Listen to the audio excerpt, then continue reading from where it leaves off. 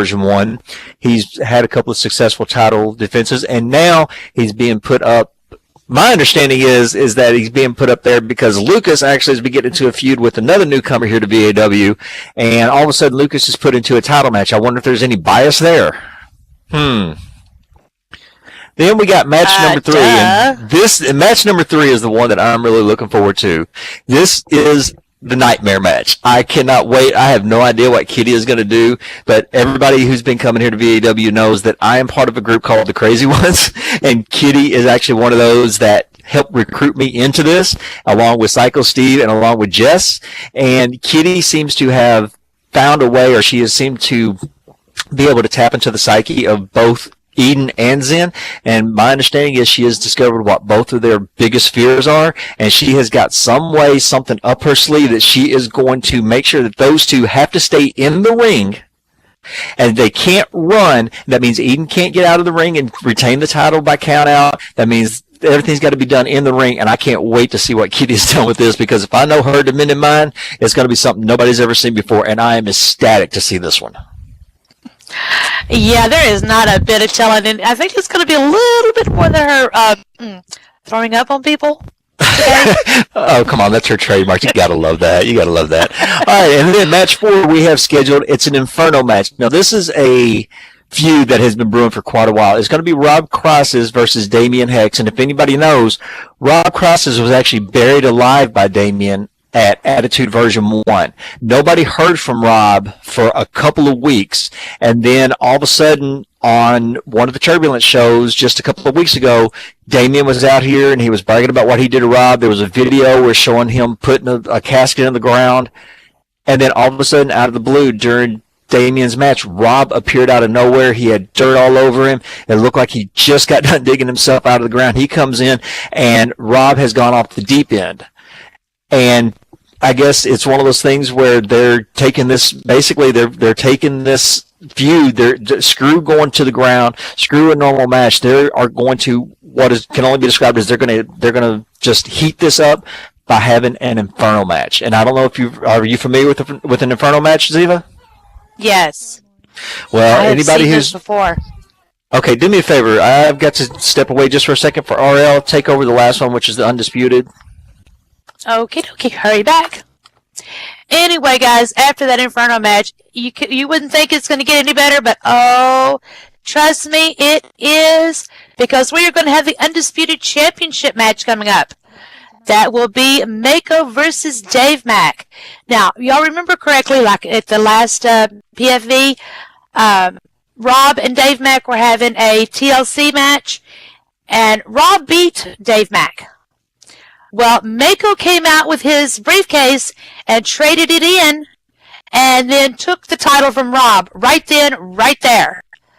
So, this is kind of a little bit of a rematch on that. So we're going to see who comes out the victor for that Undisputed title as well tonight. So go ahead and get your friends TP'd in here. Make sure they are on the back side of that barricade. Hello, little Miss Dawn. I see you, sweetheart. Get them in here. Make sure you de-HUD, de-script, remove any unnecessary items to help cut down on the lag.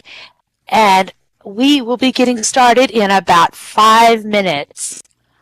Okay, I'm sorry about that. I am back. Welcome back. I'm going to go ahead and I'm going to chime in on that last match real quick. I know you already touched on it, but this is one of those things that, as everybody knows, Mako became the Undisputed Champion at Undisputed a couple of months ago, and he did it by waiting till the end of a match, and he cashed in his briefcase with the contract that he basically got into a match and stole that pay-per-views, before, and then all of a sudden he decided he was going to take some time off, and he didn't have to show up for things, and he was doing his own thing, and then he comes back at the last FPV, and if he was there was a lumberjack match. It was between him and Dave Mack. Myself and Psycho Steve were two of the lumberjacks, and Huey and Red were two of the lumberjacks, and Mako ended up losing, whines and cries because he lost it, because it was stacked, and everybody knows, nothing was ever stacked in his favor whatsoever, and he loses. So now he decides that he's going to go ahead and he's going to invoke his rematch clause after not being in the ring for several weeks again. So I got a feeling ring rust once again is going to take over, and I got a feeling that Dave Mack is going to actually end up retaining his title, which I actually hope he does, because Mako needs to be knocked down a peg or two. Well, we'll see. But anyway, ladies and gentlemen, we've got just a few more minutes before we get started. I want to welcome everybody that just came out here. And please, want to remind everybody, please do not be on voice. The only people that should be on voice is here at the VAW staff, which is myself and Ziva. And you don't have to worry. During our FPVs, we don't try to do too many promos because we want this to be all about the action. Make sure you TP in your friends. When you do TP them, please make sure to keep them on your side of the barrier. We do know that accidents do happen. We do know that sometimes people lag walk, or when you do TP them, they accidentally get on the wrong side.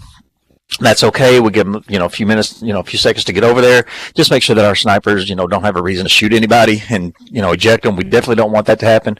Please take off any AOs that you really don't need. Take off any HUDs that you don't need. Anything such as tummy talkers and those rings that people get, about the I love yous and will you marry me? Just anything whatsoever to help reduce the lag so that the experience is not only easier for the performers, but it also makes it a lot more enjoyable for you, because the action will be a little bit smoother, it'll be a little bit faster, and you don't have to worry about people getting stuck up in the air or stuck on the ropes or stuck somewhere they're not supposed to be, and you're wondering what's going on. So please do your best to help us out, but TP and your friends. We're going to get started here in just a couple more minutes, and we're going to have one hell of a card for tonight.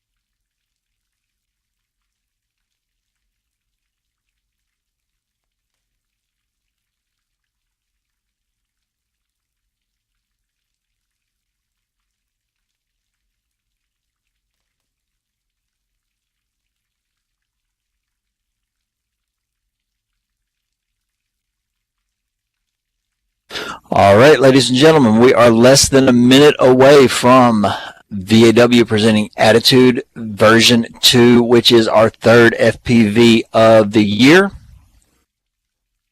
And we're getting started. Sit back, relax, and enjoy.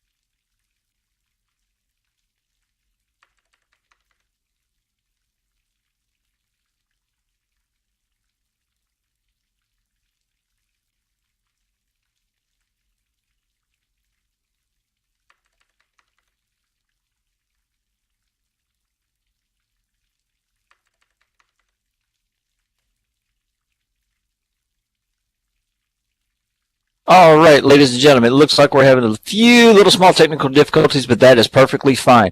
We want to welcome you out to VAW's Attitude version 2. I am one of your commentators, BK, and sitting next to me is the lovely Ziva. And, of course, sitting here is Camera Kitty. Katie, haven't seen you in a while. Ziva, how you been? I'm doing good, and you? Like I said before, I'm a little bit torn, but I'm glad that I'm going to be on this side of it tonight so I can actually view the action going on, as opposed to being in there and waiting my turn and being all psyched up and not being able to pay attention to the other matches. We have got a great card tonight, ladies and gentlemen. We're going to get started here momentarily. If you haven't TP'd in your friend yet, go right ahead and start doing that, and we are going to continue to have some fun. I hope everybody's ready to enjoy one heck of a card. We've got 5 great matches coming up, and the very first match is one that I'm looking forward to. But at the same time, I'm kind of puzzled because we are going to crown a new blood champion tonight. And the only issue is the fact that Wild actually qualified to be in here, and Jinx was appointed to be in here. And we're getting started, and here we go.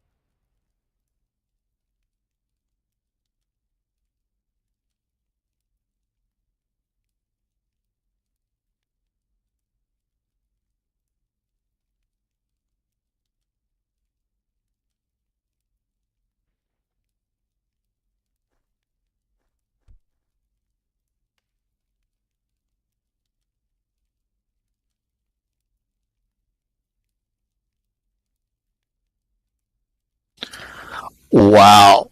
That was one of the most incredible. Talk about it. All right, ladies and gentlemen, up first is we're going to crown a new blood champion tonight, and this is actually going to determine who is the best of our newest rookie class. Making his way to the ring first, name Wilder, as we like to call him, the Wild Thing, and if you saw him a few weeks ago make his debut, you'll understand why. It says he's a male. Sometimes I kind of wonder. Height. It doesn't give us height. I thought it was you weren't supposed to give your weight, but you can give your height. But it says his weight is 280, and he comes from the Saints of Hell MC.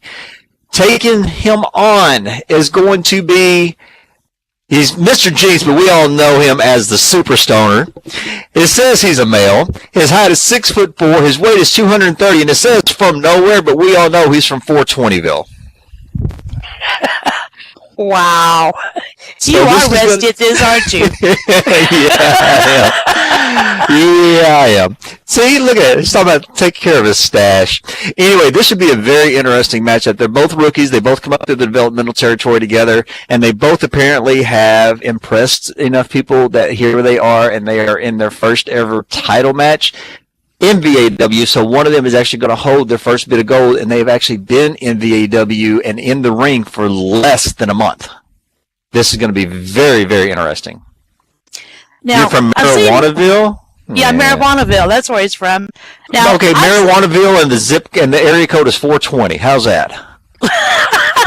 Just wow. We also know that Jinx is well known for during his matches he likes to like up and disappear, and he goes under the ring, and we know what he's doing under there. It's like Popeye, doing his spinach thing, but we know that Jinx doesn't eat the green stuff; he smokes the green stuff. Yeah, I'm wondering if he's going to pull that disappearing act today. I don't know. This being a title match, I think he was actually going to try to stay concentrated on this one because Wild coming in here, it's just kind of one of those things that that Wild is one that he, and no pun intended, but he's a wild card. And if you take your eye off of him, he can come and he can win. He can, beat you on a moment's notice, and you're not even expecting it, and boom, Wild will be the new blood champion. And they go right into a lockup. Looks like Jinx has given away a little bit of a height difference today, though. Oh! Wild just pretty much showed his dominance there, and he's like, I know you're bigger than I am, but he just shoved him down and put Jinx on his butt. I think he got Jinx attention with that one because Jinx went right back into a lockup, and I think he's trying to see if he can get some kind of leverage using his height. Oh, he's got him in a wrist lock now. Don't think Wild is too happy about that. Because he comes right back and puts Jinx in one as well. Nice. He turns right around and reverses it. Oh, and he comes back with a wrist lock hammer and puts Jinx down to one knee. Jinx may be giving up a little bit of height on there, but it looks like Wild being smaller and compact has got a strength advantage. So this may be a little more evenly matched than what we thought. Oh, now Wild's making a classic rookie mistake. He turned his back on his opponent. He most definitely is. Yeah, he's really got to turn around and pay attention to what's going on because you can get pinned on a moment's notice. Only takes 3 seconds to lose.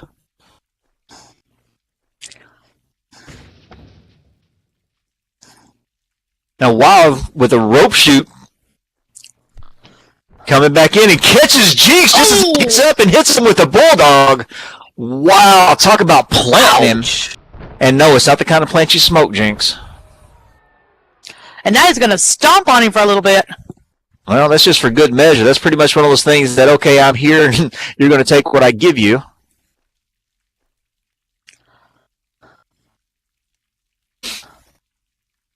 Wild standing over him right now with a smirk on his face, but he does the right thing. He's going right in for a pin. Trying to get a quick count on him. Oh, only a 2 count. That was very close, though. I think Jinx is dazed. He wasn't expecting this to come from Wild because Wild is notoriously a slow starter, and this time he's coming out with guns a-blazing.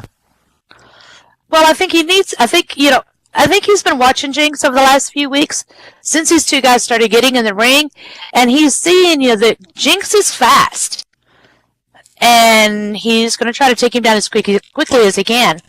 And I see him, Wild's making another classic rookie mistake. He's arguing with the ref. That was just the first pin attempt of the match. Now I can understand if it's been the 4th or the 5th one he was still getting to. And Jinx is getting up, and Wild is not paying attention. He's still arguing with Sarah, and Sarah's one of the best refs in SL Wrestling, and she knows her job. And Wild finds himself looking at Jinx. He's got this look of shock on his face, like, where did you come from? And Jinx catches him with that's one of my signatures. He took a page out of my book and hit him with the belly to belly. Wild is going to learn, a lot of these rookie wrestlers come in here and they don't realize that when Sarah's in that ring, that's her ring. Absolutely. And yeah, you better abide by her rules. Oh, and Jinx going up to the high risk section of town. Up in that red light district?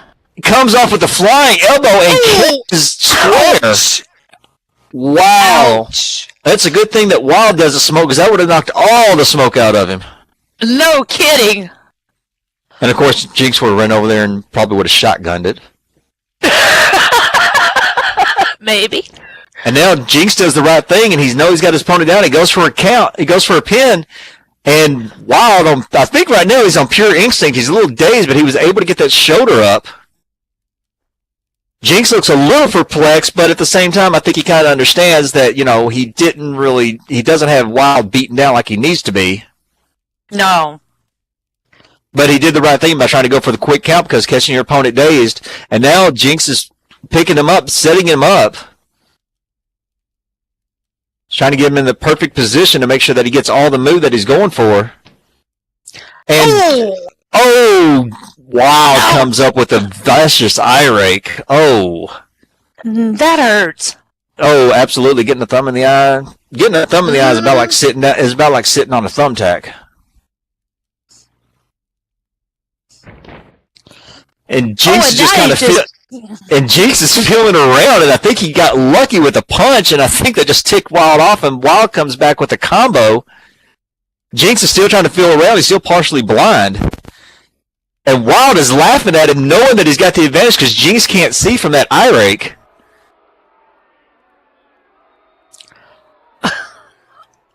And now Wild's playing possum. No, he's playing possum is what he's playing possum because what he's hoping is that Jinx is going to walk up to him and he could probably trip him and catch him in an ankle lock of some sort. I guess so. Then Wild thinks better of it and he's like, screw this. I'm going to go ahead and just beat the guy. Jinx is still trying to feel around. He's wrestling blind right now. I'm just wondering if maybe Wild had something on his hands to make his eyes hurt so bad for this long. It's either that or he didn't clip his thumbnail and he got a thumbnail in the eye. He might have. And Wild is still arguing with Sarah. Jinx is kind of getting a little bit closer, and I think he's trying to make sure that he's got his hand on Wild and doesn't have his hand on Sarah. And Jinx is telling him, I didn't hurt the little guy. Oh, trust me, if he lays a hand on Sarah, she'll get him. Oh, I'm sure she will. And then Wild turns around, and Jinx, knowing where he was in the right, gives him a kick to the gut. And hits him with what is this guy doing? Is he copying my moves or something like that? He hits him with a standing power bomb. I don't know, but he picked the big man up and just dropped him. He sure did, and he's going right back. He is staying on top of him like he's supposed to, but he's doing the right thing because of the eye problem he's having. He's staying close. Nice back suplex. And he's keeping the big man close so he doesn't have to go feeling around for him because he looks like there's some water coming out of his eye. He may have hit a tear gland. Now, that's not going to be good at all. And he goes right back, and he actually, I know it looked kind of funny, but he was actually using his hands to walk up his body, caught him, picked him up, and hit him with the drop kick. He has got the big man reeling right now. Jinx is just hitting move after move. He's doing some classic chain wrestling and high impact. He reaches down and feeling around. He's still favoring that eye, but he finds Wild's leg, and he's dragging him out to the center of the ring. And now he's going to stomp on him. Well, yeah, wouldn't you after somebody poked you in the eye like that? He's doing worse than stomping on him. And now Jinx doing the right thing. He's got the big man stunned. He goes for another pin. 1, 2. Wow. I'm surprised Wild was able to kick out of that one. Jinx has just hit him with a barrage of different moves that Wild has no defense for.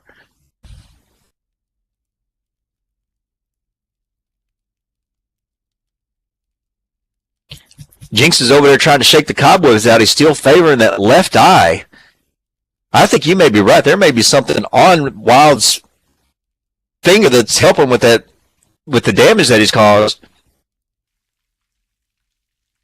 Wild's able to get to his feet, and he's kind of regaining his wits. And Jinx hit him with another drop kick. He's doing the right thing. He's keeping the big man down, but it's because he's having so much problem with his eye. He wants to keep him close, but he wants to stay out of reach so that Wild can't get those big, huge arms around him and squeeze the life out of him.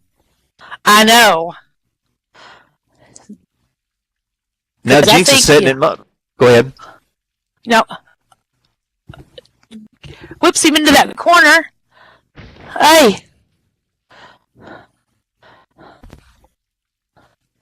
Jinx comes over to the corner knowing where he is just based on knowing his having great ring presence. And now he's going with those corner knee strikes, knocking the wind out of the big man. And Sarah's over there getting onto him, telling him, get it out of the corner. You can't beat him in the corner. And now he comes back with the combination of corner gut punches. I think Jinx may be a little bit mad. I think Wild probably got into his stash, and he's probably trying to knock all the smoke out of him so he can shotgun. He may be. And now Jinx comes back with just a barrage of corner chops, and Sarah's no wonder, so she starts her count. He's got to the count of 5 in order to get out of there, or he's going to be disqualified, and Wild will be the new blood champion. Ooh, he raked those eyes again. Oh, no. And this time he went for the right eye. He's actually trying to blind Jinx completely.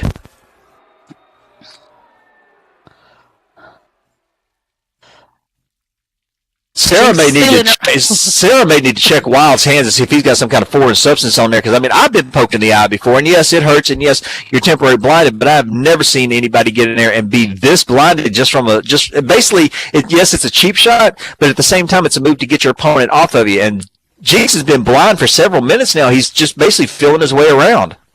I know. Wild's telling him that he was just grabbing his head to move him out of the way. Yeah, right. Sarah saw what you did. Yeah, I saw. Yeah, Sarah's telling him, I've had about enough of you, and Wild's pleading his case. I haven't done anything. Sarah's actually had enough and basically turned around and telling Wild to kiss her ass. She has just turned her back on him. You go, Sarah. Sarah is just pretty much washing her hands with Wild. He refuses to listen. Jinx has had time to catch his breath, and Wild walks over to him. Oh! Sarah, as good as Sarah is, Sarah missed it. If you don't see it, you can't call it. Jinx is down. Now he's got more than just his eyeballs to worry about. Oh, yeah, Sarah. Well, you didn't see it, so I guess it doesn't really matter. But let's just say that I think Jinx's eyeballs were replaced with another set of balls, and he's really going to be blind now. Yeah, that was a very low blow. Oh, very low blow. Wild's out here taunting everybody, pretty much telling him to kiss his ass, and I think he pretty much told Sarah what she can do. And Jinx got right on up. Uh-oh. And he sneaked. I don't know if you want to call that sneaking. He's trying to feel in his way. He's got that behind Wild, and Wild is not paying attention. He taps him on the shoulder. And Wild turns around. And he gets hit with Jinx's version of the Enziguri, and he's called the final toke. And Wild is down. Wild just got knocked the hell out. He wasn't paying attention and took that kick right to the back of the ear. And now Jinx is just stomping on him for good measure. Pretty much take this. Teach Wild not to argue with Sarah. That's right, Rika. That's right. And he's going in for the pin. 1, 2, and 3. 3. And we have your new blood champion, the best of the rookie class, the superstar, the 420 toker, the man from Marijuanaville, Jinx. Somebody saying, go, Mr. Pothead, go. Wow. Now, I mean, don't get me wrong. I knew that, I was glad to see I was glad to see both these guys into the, in the match because they're both the top of the rookie class right now. But I honestly thought that Wild could have pulled it off because of the strength. But he got caught up in showboating a little bit too much, and Jinx did the right thing. I guess he was sober enough this time to realize that he had to take advantage, and Wild dropped it.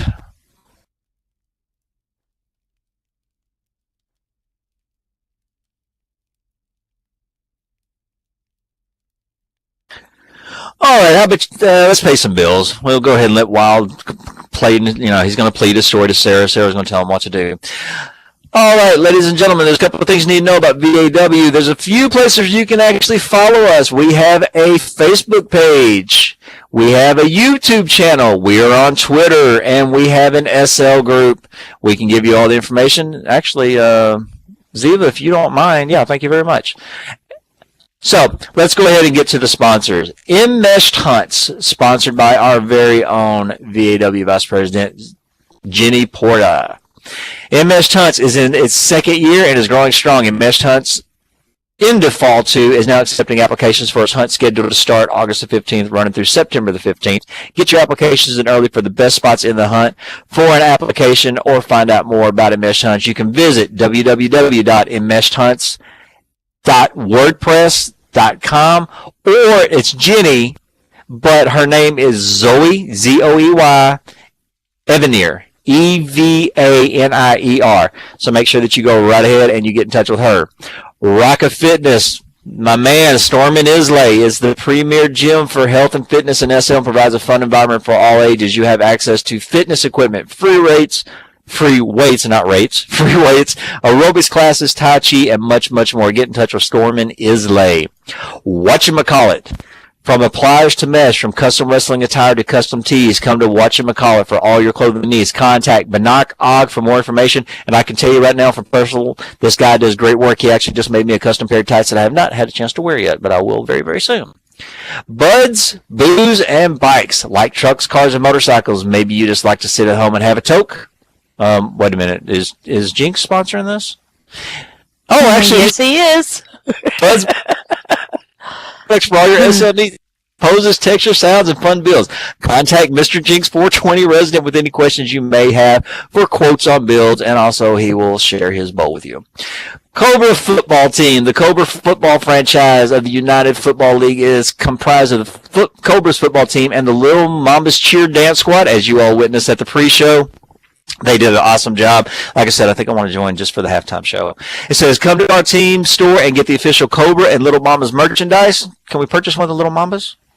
Purchase tickets for the games and show your support for the team. They're also on Marketplace. Also, they are currently looking for players who are motivated, dedicated, and team players. Please contact Jasmine Trice, as anybody knows is the VAW, who is the GM here at VAW, for more information. And they are a proud sponsor of VAW, Virtual Attitude Wrestling, and the UVG, which is the United Virtual Gaming Sim, which is also run by Mr. Vince Aftermath and Jenny.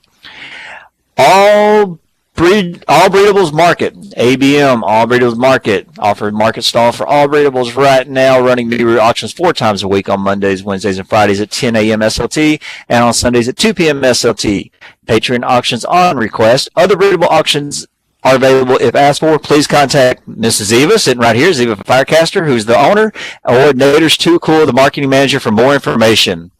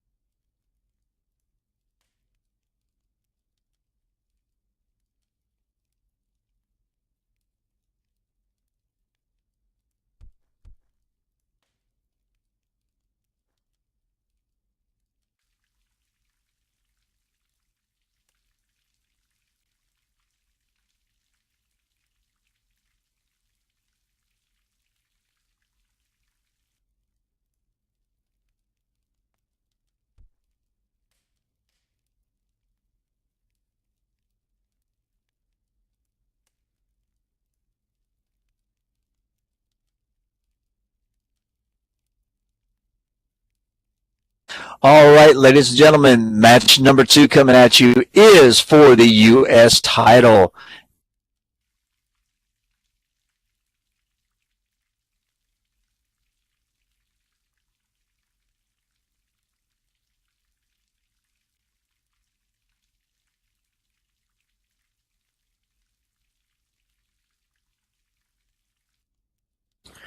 Standing in the ring right now is the Demon, height 6'4", 275 pounds, and he is from parts unknown, and he is the current VAW U.S. champion. Getting into the ring is his opponent, Lucas, who stands at 6'1", 245 pounds, and he hails from Denver, Colorado. Now, this match should be a little bit interesting because I was there when the Demon won the title from Beat Czech. And Lucas, on the other hand, I have seen him getting into a feud with one of our newcomers, Michael, and we know that Lucas is Jasmine's brother, and now all of a sudden Lucas gets thrown into a U.S. title match just up and out of the blue. I don't know what's going on, but it seems to me like there's a lot of favoritism happening here.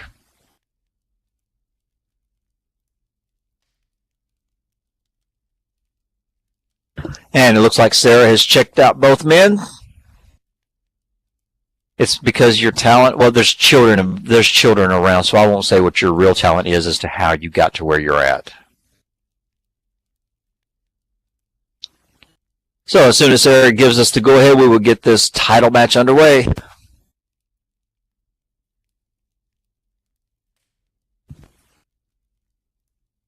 Sarah asking both men if they are ready.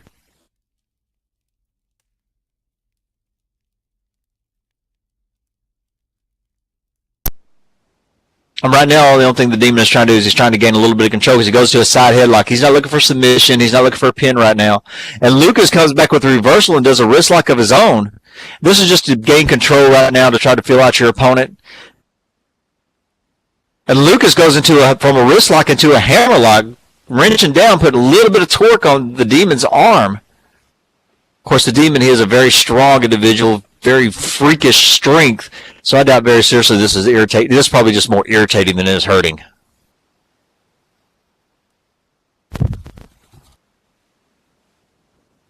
Lucas continued to wrench down.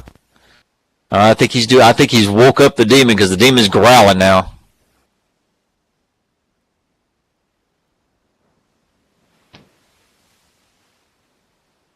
And Lucas goes into an abdominal stretch.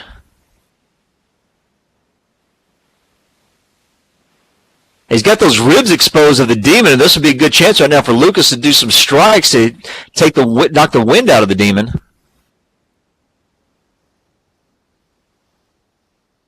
Torquing and trying to stretch the Demon's body just in all kinds of funky positions. Actually, he's trying to make him give up. This could be used as a submission move.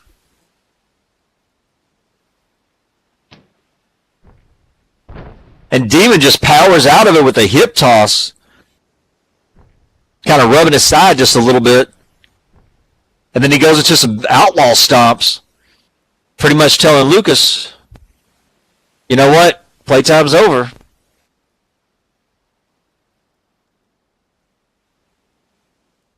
And welcome back, Ziva. What'd you do? Did you go track Jinx? Did you go track Jinx down and do a little bit of sharing there? Oh, I wished. I think that's where you running off to the back, you know. Demon off of the ropes comes down with a nice knee drop, catches Lucas right in his midsection. Lucas is looking up at this lights right now. He's probably seeing stars. Has no idea where he's at. And Demon with another rope shoot comes off with a fist drop.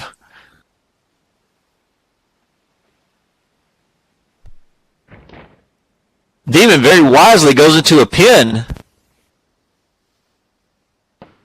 The ref only gets a 1 count out of it. Demon stands up and towering and just leering at Lucas right now.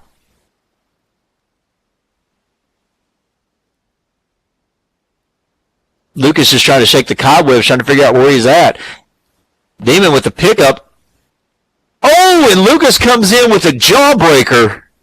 That'll be a counter. I don't care who you are. That's going to hurt. That's going to put your dentist into a brand new tax bracket if you keep doing too many more of those. Yeah, I figure with the way that you went running to the back, I figure you went back to have a celebratory bowl with Jinx. I was going to say, you need to come out here and be sharing that stuff. Why? You don't share with me? I do too.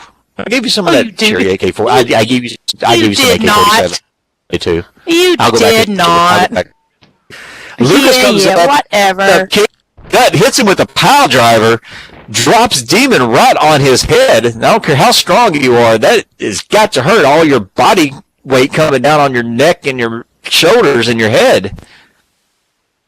Lucas gets up and shaking his head. Looks like he's trying to clear his conscience or clear the cobwebs out. He seems to be doing okay, but he's still reeling because anytime the Demon hits you, it's not like just an ordinary person hitting you. And Lucas doing what people in VIP do, doing more showboating than they are action, and he's turned his back on the demon and wanting to worry about what the demon is, what he is and what he isn't. He needs to stay on him. You figured Lucas would know this because he's an experienced wrestler. He should know not to turn his back on his opponent like that. Well, I agree with you, but I mean, being the fact that, I'm in the ring myself, there are times where something happens and you just get caught up in the emotion, you get caught up in the adrenaline, and you don't think about your next move. You're just like, look at what I did. Look at what I did. Hi, you're not as tough as you think you are. A nice clothesline that Lucas hits the demon with, and he goes in for a pin.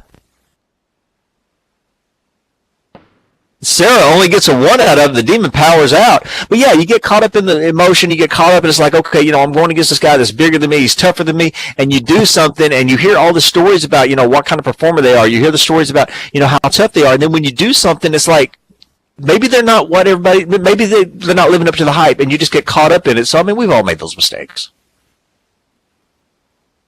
Yeah, but I don't know. You can't underestimate Demon.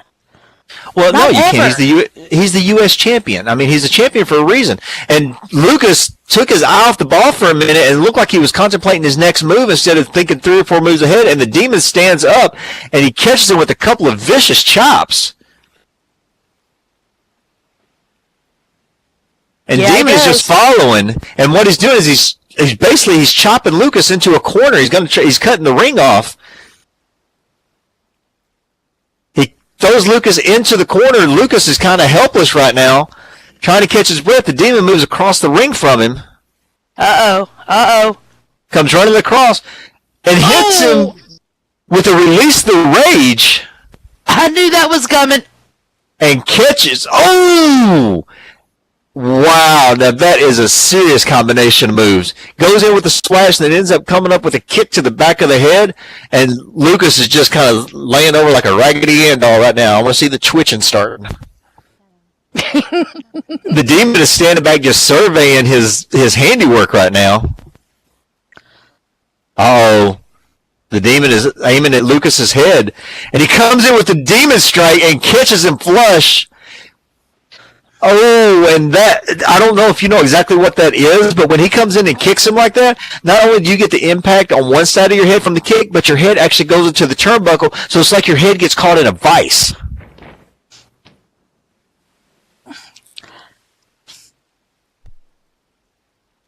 I think Lucas is probably thinking to him, if he can even think right now, I think he's thinking, what has my sister gotten me into? I know, right? Yeah, exactly. The demon just drags Lucas's limp body out, and Lucas is not moving. I don't even know if he's breathing or not. Sarah might want to check on him.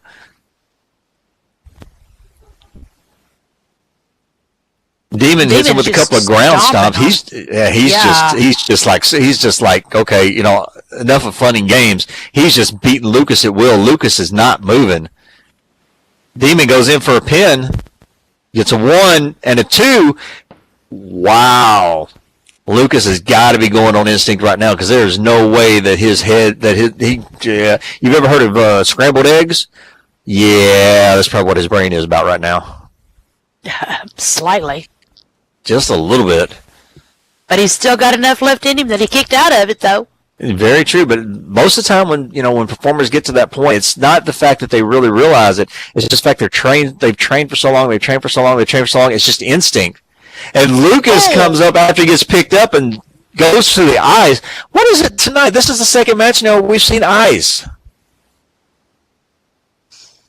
Well, you figure, you blind your opponent, they can't see you, so yeah. And Lucas takes advantage and catches the demon, and puts him into a vertical suplex.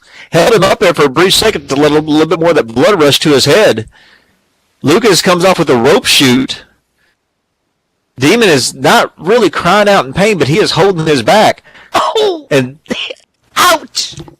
Well, we all know Lucas has got a hard head. Look at the family he's from, so that's probably he hit him so hard he knocked himself out. he did that. Wow. Wow. And the demon just stands up and just kind of shakes it off, and he's looking down at Lucas, and you can see him laughing.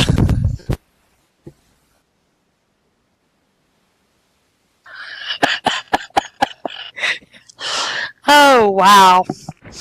That was too funny. Yeah, Lucas come off. Luke, hold on. What do I see there? Am I seeing that correctly? It looks like that when Lucas did that headbutt, he actually hit it a little bit lower. Do I see a trickle of blood on the demon's face? Oh, let me get a closer look. We might. I'm getting No, I guess it wasn't. But it sure. If it was, then that just would have ticked the demon off. Yeah, that's all he would have done. And the demon comes back with his own headbutt drop and shows Lucas how to do it. He's like, here's how you do it. You do it to your opponent, not to yourself.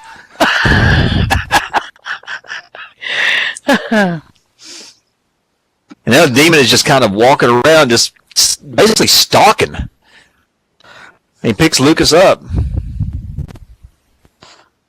I think Demon's getting tired of playing, though. Oh, and here we go. He puts Lucas into a bear hug, and I myself have been in one of those things, and you talk about hard to breathe. You're wishing either one or two things happen. You either just pass out and the ref calls it, or your opponent takes mercy on you and lets you go, because it's just having the life just squeezed out of you just inch by, just little bit by little bit. Very agonizing. Yeah, it is. Sarah's going over and checking on him, asking if he's okay. Lucas is telling her he's not going to give up, but he says that now. If he stays in this move too much longer. Oh, and he hits him with the bell clap, rings the demon's bell for him, comes back with a gut kick, picks him up with a scoop slam, and now the demon is on his back. But you can see Lucas grabbing those ribs from being squeezed.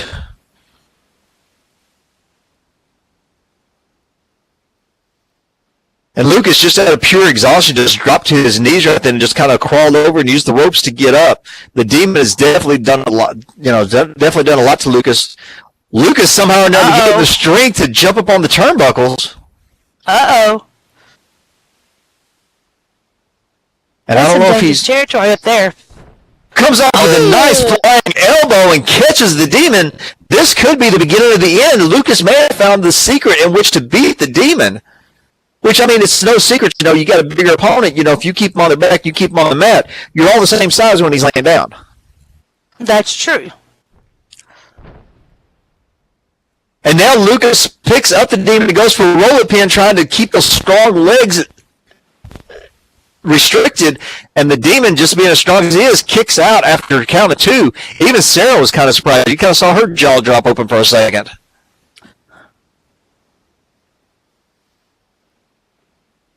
And the demon's looking around kind of like he's trying to look for a way to summon some extra strength that's kind of eluded him. But in the meantime, he's let Lucas get up. That could be a mistake on the demon's part.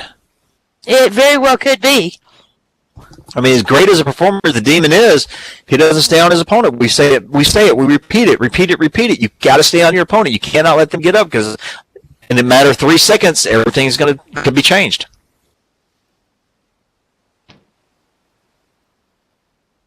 Demon going back into a basic lockup here. I think he's trying to figure out what he's going to do next, and hits with the Deathplex. And the second one. And he's going for the trifecta. And there's the third one. There is no way Lucas is getting up out. Go ahead, stick a fork in him. He is done. He is landed outside the ring.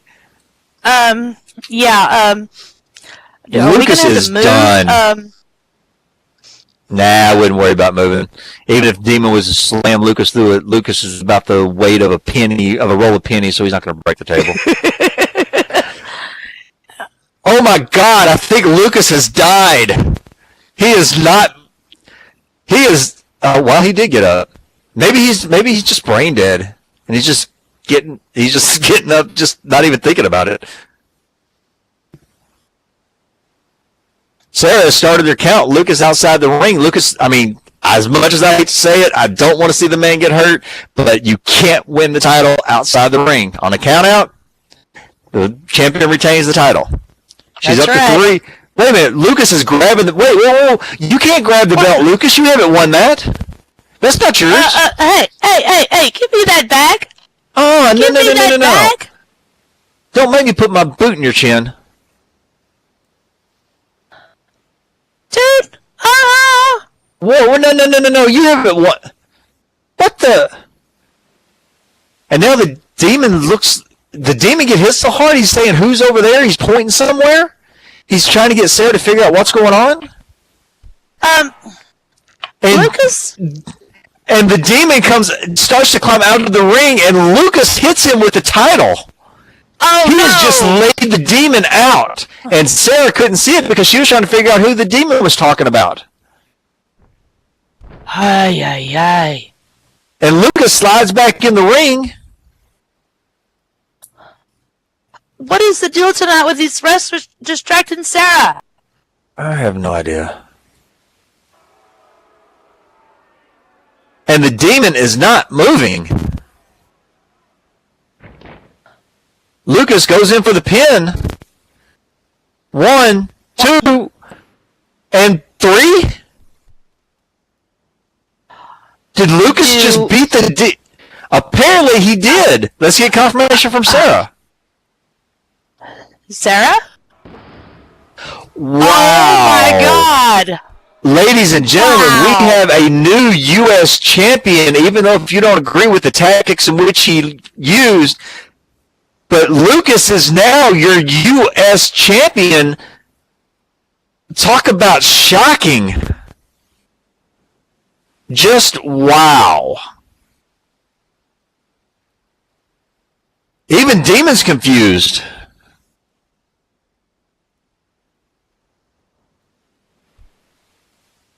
Demon asked him what happened. Wow. He's not even waiting for an answer. He's running after Lucas. Wow. Now, BK, how many belts does that make the VIP has within their little thing? As of right now, there's 3 because you got Eden, who's the Divas champion. You got Lucas, who just won the U.S. title, and then you got Shadow, who's been proclaimed the IC champion without him actually winning it. So right now they have 3 major titles in their stable. Wow. So yeah. Just, oh my gosh. All right, ladies and gentlemen, we have coming up now. This is one of the matches I have been looking forward to. But it is called the Nightmare Match. It is going to be a triple threat match for the Divas title. It is going to be Blood Kitty, who is part of the Crazy Ones. I must say I'm very proud to be in that. And them going against the Warrior Queen, Zenobia, who put herself into this title hunt by basically making herself the wild card. And then, of course, there is the Divas champion, Eden. This is going to be very interesting because Kitty, and you know those of us in the Crazy Ones, we have decided that instead of everything being physical warfare, we decided to go with psychological warfare. And Kitty has tapped into or has found out what Zen and Eden are most afraid of, and she is somehow or another, she hasn't even told me what she's going to do, but somehow or another she has ended up creating this match where she said, I am doing this to make sure that they stay where they're at, and they do not run, they do not hide, and they have to face me. I have no idea what she's got planned.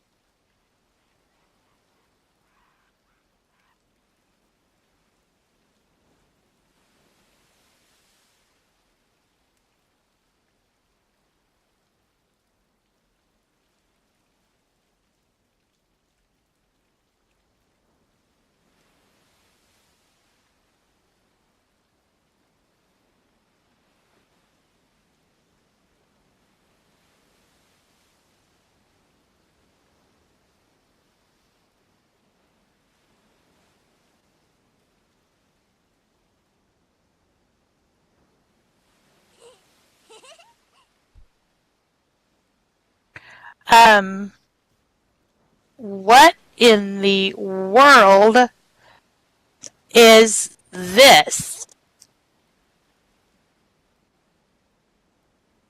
Told you, this is a nightmare match. So apparently, from what my understanding is that Eden has got a fear of being buried alive, because if you notice that casket that Kitty just pushed out, it's got a picture of Eden in it.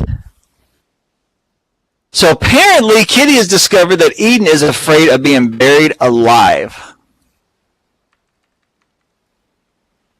I know, Sarah. I'm not real crazy about them either, but yeah. And apparently, it looks like if you look inside those caskets, there are spiders in there. Ew! And apparently, Zen is afraid of spiders. So Kitty has figured out how to keep both of them into the ring.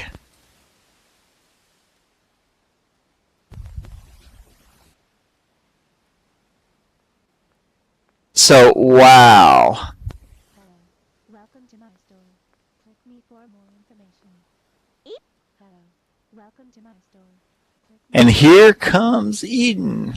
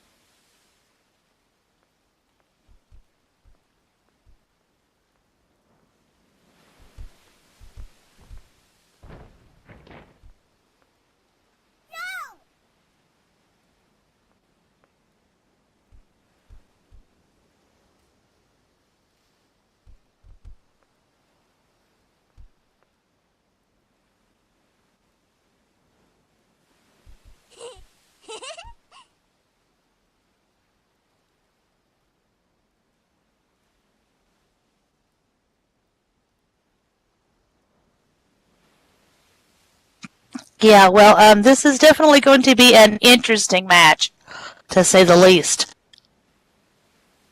Oh, absolutely.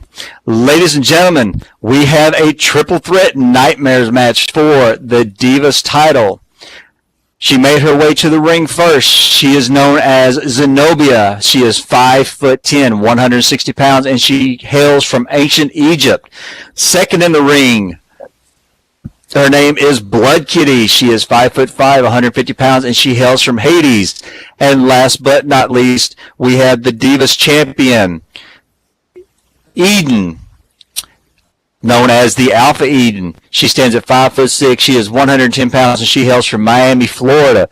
And this is the Nightmares match. As you can see, somehow or another,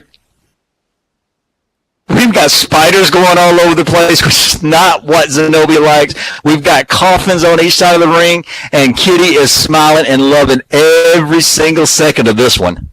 She has figured out a way to keep both of them in the ring at once so they can't run, and this is going to be settled the way it should be. Well, I can see now why Kitty is on the crazy ones. Eden's up there saying there's no way that you're putting her in that box.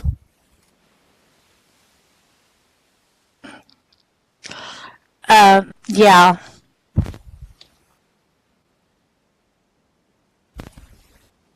I don't think Sarah's too pleased with having the spiders around everywhere either. I don't. Can you imagine? Can you imagine what? Can you imagine what Zenobia is feeling right now? Yeah.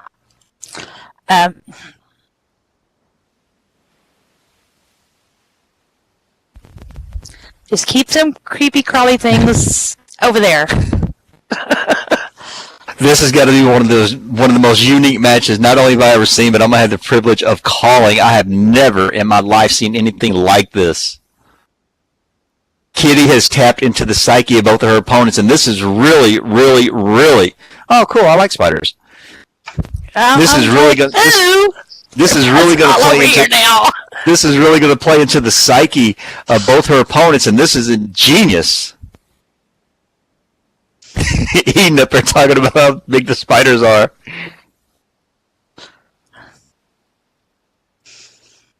Ugh. And Kitty is just laughing about this. This is great.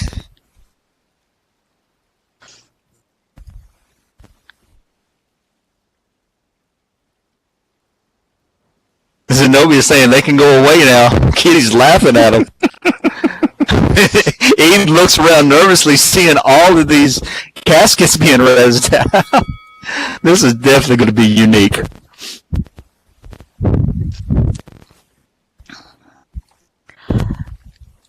This is going to be quite interesting, though, because we've got 3 ladies in the ring that just... I don't think any of these ladies know what the word give up means.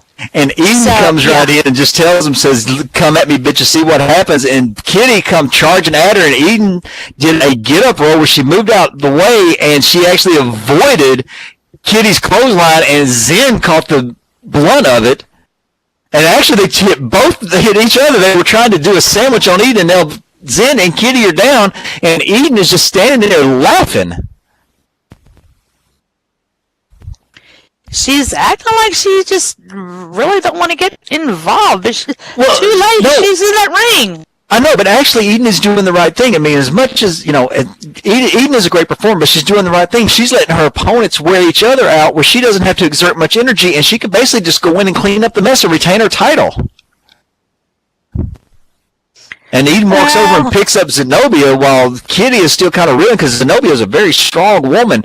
So getting hit with the clothesline from her is like getting hit with the telephone pole. Yeah, it is. But I don't think she needs to underestimate these ladies so quickly. Zenobia with the hip toss by Eden, and Zenobia ends up outside the ring with all of the creepies, and Eden gets out of the way while the spiders are landing on Zenobia. Oh, Eden, you may going to be paying for that, dear. Oh, and Zen is laid out, and those spiders are just making just having fun, just crawling all over Zenobia. Wait till she wakes up from this one. Oh, she is going to be fuming. And Eden hits Kitty with a couple of punches. Make it 3. And Kitty just smiled at her. Well, she told her she was going to put her in that coffin, though, before it was over with. So, yeah. Well, Eden's making sure she doesn't. I wouldn't be too sure about that.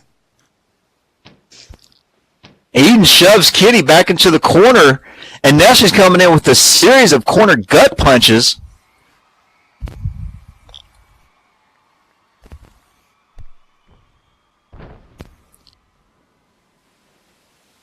Eden comes back and performs a corner strike in Zaguri.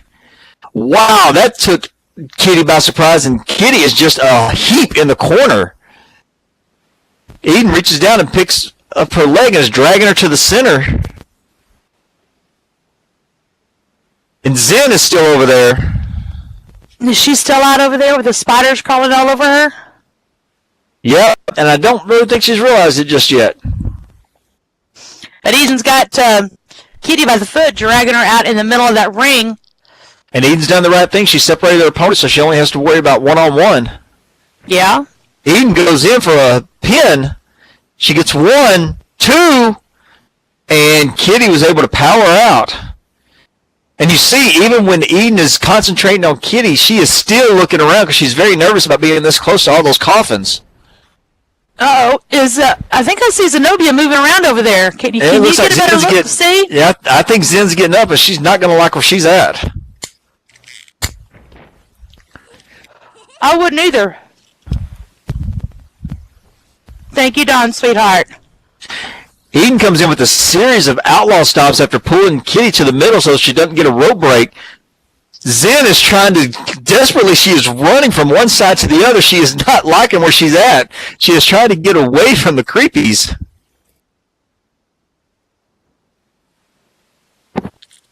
Eden still got Kitty down in that ring. Eden yelling at Kitty, today there ain't no way I'm going in that box. And Zen is realizing that no matter where she goes, the spiders are everywhere, and she's more worried about the spiders being on her than she is the match, and she finally slides back into the ring while she's dusting spiders off of her. She gets up into Eden's face.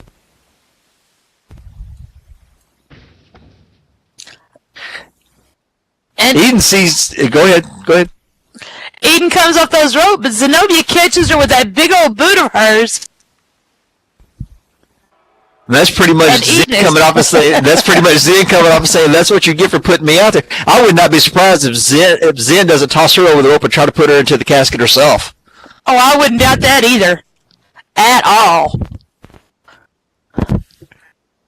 And in a way, I wouldn't blame her. And Zen just looked over me and smirked. I think she's actually contemplating it. But while she's contemplating on what to do to Eden, that gives Kitty a chance to get up. Kitty's holding her head from that corner enziguri that Eden hit her with. That was a very solid move. Yes, it was. And Sarah's even more worried about the spiders. Sarah, do you want to borrow my floss water? I'll give it to you if you want me to. I'm sorry, you're all talking about how many the spiders are. Who saw the thing on Facebook with the dog that tore the house completely up and the caption was, but there was a spider? And now Eden gets a double standing powerbomb. Blake just assisted Zenobia. They tried to put Eden through the mat on that one. Yeah, I realize it's a triple threat match, but they probably figured, hey, the champion does not have to be part of it. And Zenobia goes for the pin. I don't think Kitty's going to... Yeah, Kitty went in and hit a vicious stomp. She is not going to allow Zen to get a cheap win like that. I guess they figured they took out the champion, then they could take each other out. Well, exactly, because in a triple threat match, the champion doesn't have to be part of the final results. They don't have to be pinned, and they figure if they can take her out, then they can settle who the better woman is between the two of them. Mm-hmm. Oh! And Blood Kitty got in Zen's face, and she's like, I don't think so, and she just shoved the Warrior Queen back, and you don't see Zenobia get, woman handle like that too much. No, you don't. Because I've seen Zen actually get in the ring with men and take them on. Yes, I remember when she beat Dustin. And Zen just got up and just shoves Kitty back. I'm not making fun of these ladies, but when it comes to the women's division, this is two very hard-hitting. This is two heavyweights. And them two colliding, reminds you of the, immovable force meets the immovable object. And Kitty back and just shoves her right back and puts her on her butt. Kitty's looking back and forth between Eden is still holding her back. They try to put her through the mat on that one. Kitty's just smiling. She is loving what's going on here.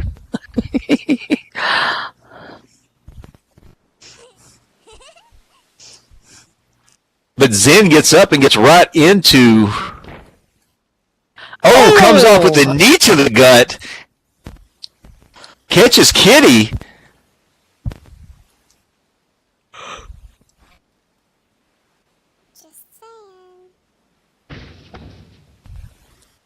Ladies and gentlemen, I hope you're not afraid of spiders because they seem to be just going everywhere. And Zen tried to do a rope shoot like she started to come off with maybe a clothesline and got caught by Blood Kitty in a nice Samoan drop. Ouch! And Zen is down now and Kitty's just standing there going, hello, I'm still standing, ladies. This is not a last woman standing match. Kitty needs to get in there and needs to try to pin one of them. And Eden, she's a very tough lady. I have never seen her stay down this long from a move. And Blood Kitty goes in for a pin. But she kicks out of it. It's going to take more than to keep her down for that. Yeah, I do believe so. But Eden is just over there just rinsing it. I wonder if maybe not just the fact from the impact of the power. I wonder if maybe she wrenched her back or she twisted the wrong way trying to absorb the impact and she's hurt herself. I don't know. Either that or, I hate to say this, but maybe she's just laying there catching her breath and waiting until these two ladies, beat each other up and then she's going to come in and go pop and win. And now Kitty showing off her strength. She's got Zen in a bear hug. Oh. And she Well, just we all know got... that Zenobia is strong, but Kitty is just as strong. Exactly, and, with a couple of shoves that Zen suffered, she jarred her back a little bit. So Kitty's going in there and got her hands just clasped and wrenched right there in the small of her back, and she's just squeezing like she's trying to squeeze the air out of a balloon. But Eden, in the meantime, has managed to make it to her feet, and she's actually backing up a little bit, and she's letting Kitty take care of Zen. But if Eden's not careful and she doesn't get in there and do something, she could lose her title without being part of the final decision. Very true. Looks like Zen's got hold of the ropes over there. So Kitty's going to have to let her go. Oh, this is a triple threat match.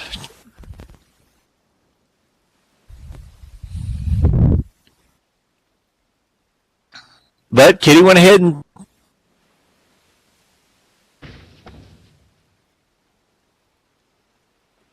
And Eden attacks Kitty from the behind with a drop kick.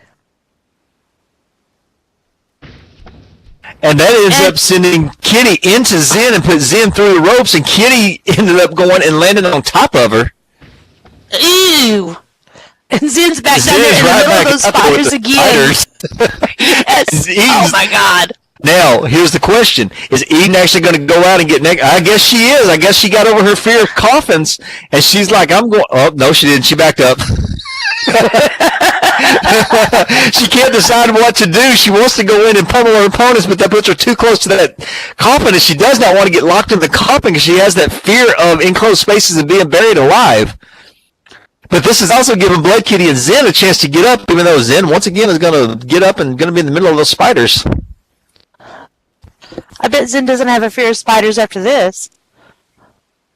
I don't know. I saw a picture in a hot sauce store one time, and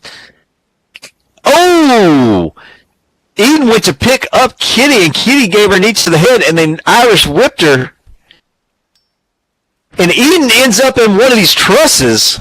One of these trusses that's holding up. Wow, that is bone on steel, and steel is going to win every time.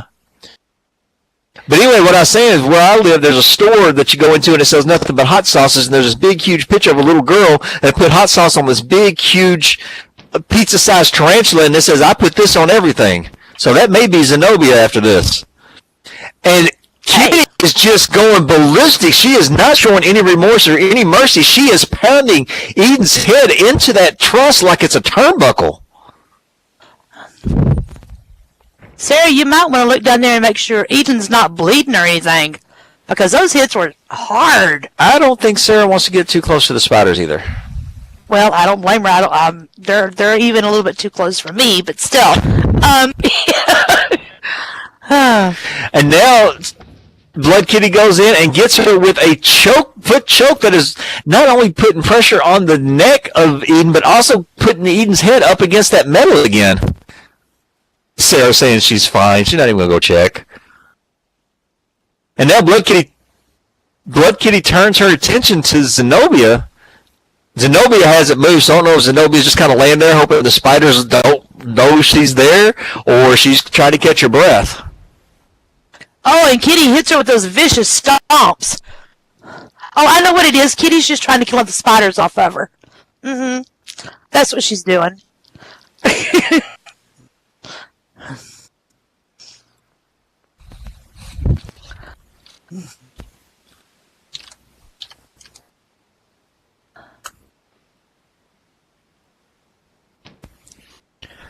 And Kitty picks her up and an Irish whip and puts Zen into the barricade. And Zen just bounces because those barricades have no give whatsoever. That was basically like hitting a brick wall, and she just come bouncing off.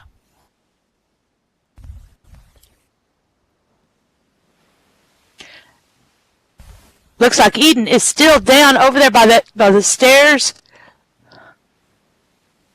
Zen's talking about, get the spiders off me now. She's not worried that Blood Kitty's got her by her head, dragging her back to the ring and dragging her closer to the spiders. Eden is still down over here. Blood Kitty did a number on her. And now Kitty is dragging Zen over to the same corner that she's got Eden in, and she Irish whips her and puts... Oh! performed an Irish whip and put Zen into the corner, and I think Zen actually made an attempt to move and slide into the ring to get away, and she missed, and she caught a little bit of that corner. She caught a little bit of that corner post and the steps, and now Zen is holding her leg.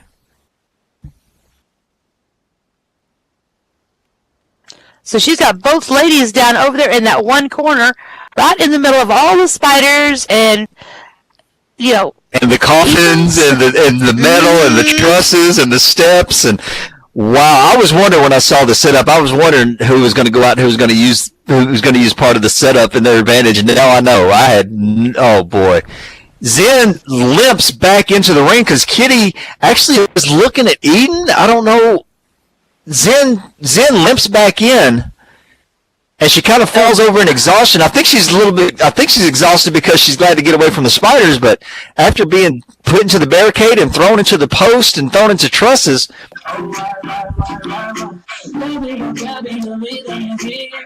If you have your mic on, please check and make sure it's turned off.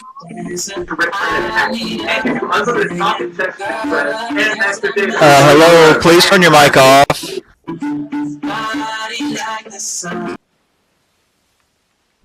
Thank you. Anyway, back to the action. And now Eden has made her way back into the ring. Kitty is the last woman standing, and unfortunately this is not a last woman standing match. She is leering over both of her opponents. Now she pretty much has her choice as to what she wants to do and who she wants to pick apart. She has decimated both of them ladies outside the ring. Well, she told Eden that she was going to put her in the coffin. Well, then if that's what she's going to do it. I'm sure Zen wouldn't mind closing one of those coffins. Means less spiders. Mm-hmm.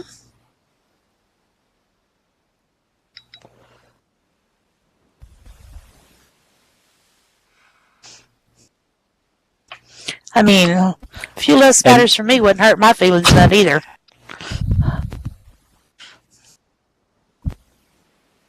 And now Kitty has walked over and is standing between both ladies. And she goes for a pin. I guess she wants to prove she can pin the champion. So she gets a 1, 2, and somehow or another, Eden is actually able to kick out after all of the punishment she took. I think she's running basically on fumes and instinct right now. I see Sarah keep looking over her shoulder. Every time something touches her shoulder, it's her hair, and she thinks it's a spider. She keeps wiping at her. What, do you blame her? I flicked 3 or 4 off my leg already.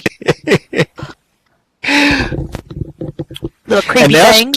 And now she goes over and Kitty tries a pin on Zenobia, who stood down 1, 2, and Zenobia is actually able to kick out. Wow, you cannot deny the fact that Zen and Eden are two very tough ladies. Well, both ladies are still down on the mat, and Kitty is just, looking around, going, Yeah, she's arguing with Sarah right now about two counts, but Sarah did her job. And Kitty's making a very, very, very, very vital mistake right now. She's got her back turned to Eden and to Zen, and she's got to realize she's got two very, very competent, opponents in there, and they are not rookies, so she can't take this lightly. And Eden used the ropes to get up. She is she's exhausted right now. Kitty's got Eden in a front face lock. Looked like she's fixing to dragging her out to the middle of the ring.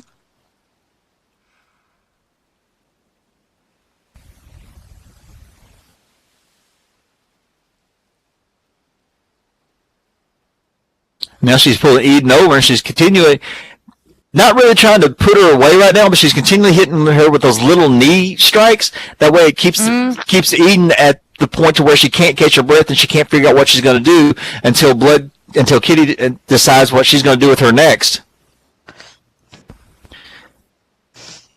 And Kitty goes with an Irish whip and puts Eden into the ropes. Eden comes back with a rope shoot. Oh, and Eden counters with a vicious Basuki knee. Oh! And that sent Kitty going head over heels. And that's very hard to do considering, Kitty is not a small woman. No, she's not, but and Eden's Zen is... Yeah. But Zen is up.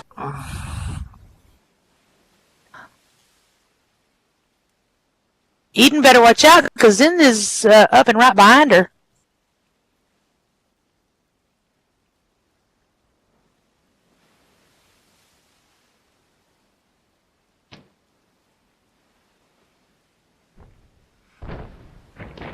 And Zen comes up and catches Eden with a very nice Russian leg sweep. And we know Eden has taken a lot of punishment on her back because of being down there on the floor as long as she was and all the metal against her skin and against her bones. Zen's got an opportunity right now to take advantage of both women being down. I don't see how any of them can stand up right now considering what's happened. I don't either.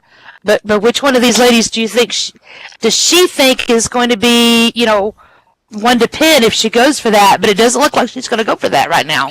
Well, being the fact that Zenobia is a very strategic performer, I think what she'll end up doing, and this is just my opinion, I think what she was trying to end up doing is because Eden, being size-wise, is smaller than Blood Kitty, if she can do a devastating move to Eden and put Eden out, then she can do something with Kitty, like throw Kitty out of the ring or hit Kitty with a move that's going to stun her, and then that way she can go put Eden and then take the match. Zen goes into a wrist lock, which is very unusual considering the fact all the high-impact moves. This is not going to help her win the title.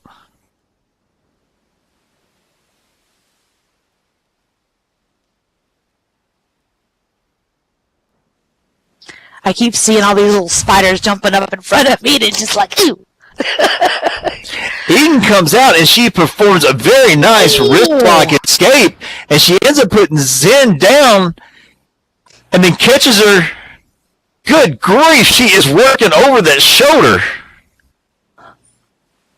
Yeah, she is. Wow. Oh. And Zen comes, another eye rake. What is with the eyes tonight? Like I said earlier, you take your opponent's eyes out, they can't see what you're doing, so they don't know what to do. And Sarah's over there trying to tell them to watch the eyes, but unfortunately they really don't have to because this is a triple threat match and it's anything goes because you can't disqualify one because that would leave two winners. That's true.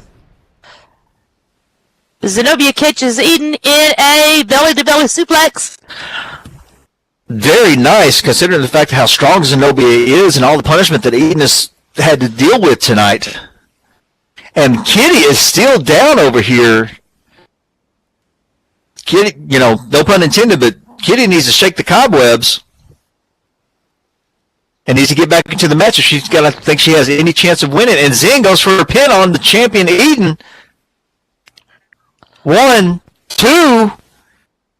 Wow. And Eden just barely kicked out of that one. I think Zen's getting a little bit frustrated. She figured she had her on that one.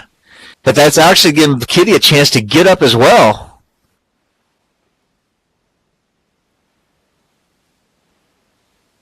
Kitty's kind of looking around like she's trying to get her bearings and make sure she knows exactly where she's at.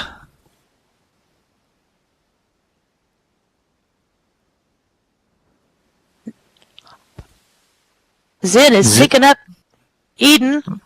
Zen's not even paying attention to Kitty right now. All of her focus is on Eden. That could be a mistake, too, because, yes, Eden's the champion, but, Kitty could simply come up and get a schoolboy pin on her, and Kitty will walk out here the champion. Because anybody can pin anybody. Doesn't have to be the champion, doesn't have to lose. That's true.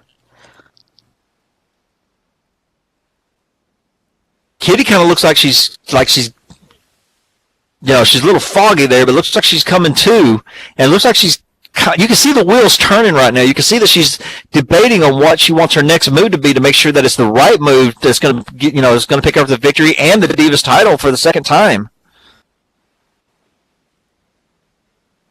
Zen just looked up at Kitty and just kind of smirked at her like, come on, show me what you got.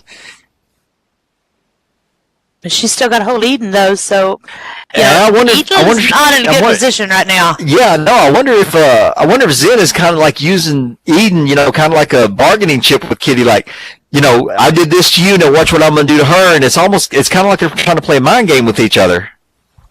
They very well could be because, you know. Oh, and Eden did the right thing. Eden slid. I mean, I know those coffins are out there, but she did the right thing. She got out of the grasp of Zen, and she slid out. And now she can't be counted out. She can't be counted out whatsoever. But if she doesn't, if she doesn't catch her breath and come back in, then one of these ladies is going to walk out as the champion. I know, right? And Kitty just walks over to Zen and just asks her, "Are you serious?" And then just punches Zen. I think Eden had enough of the coffin, so she had to I think she did get too. away I think for a bit. she's probably doing like the rest of us would be doing if our fears were being brought forth in a match. Probably in there taking a few shots. Yeah, I agree, Shadow. Maybe he did. Super Stoner's been training Eden. Maybe he did. But instead of going down and smoking it, she's down there drinking. Wow. But now we're kind of in a staring contest between Kitty and Zen. I mean, and Zen just comes up and just punches Kitty. This is pretty much like, okay, here I am, take your best shot, and they are just taunting each other.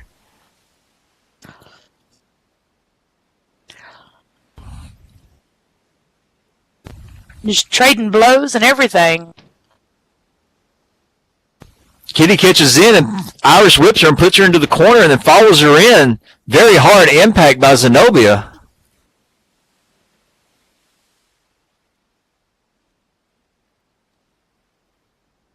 Eden's probably under the ring huffing moonshine right now. And Kitty tries to come in and perform a corner splash, and Zen catches her in midair and hits her with that big boot, and Kitty is down. Zen's catching her breath, but you can see a smirk going across her face. And now Zen jumps up to that high rent district, or as you like to call it, the red light district. Mm-hmm. But we all know that Zen is very capable of, executing those moves from that high altitude. And Zen just caught Kitty with the perfectly executed moonsault. And now she's going for the pin. 1, 2, and a 3? Sarah, can we get confirmation?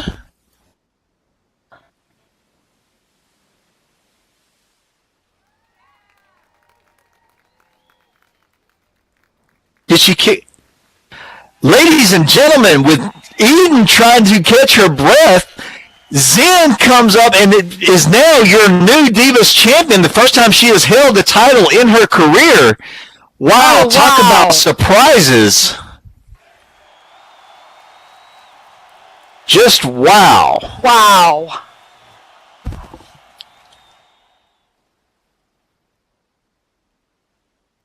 That was just... Yeah, I don't think Zen believes in herself. You can see the look on her face. It's almost like she just won the Miss America pass. She's got that shock look on her face. But congratulations to the Warrior Queen Zenobia, capturing her first Divas title here in VAW. And as we know, Zenobia has a very impressive resume. She's a Hall of Famer. Unfortunately, she retired Gabby. And Kitty's over there hollering, "No!" Well, I mean, that's... Unfortunately, that's just... Sarah says I'd get the belt, but I ain't going out there. Well, why don't you just toss it up there to him, BK? No, she can come down and get it. You are mean. Am I really? Seriously, I am not mean. Yeah. I am not.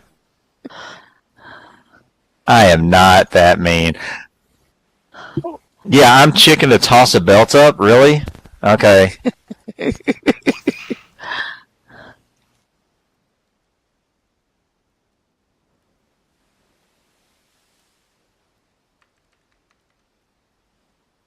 But wow, but I'll tell you what, that was probably one of the most interesting matches I've ever seen in VAW. coffins, spiders, spears. This is a match that's going to be talked about for a long time. Yes, it is. So, yeah, this is going to be very interesting.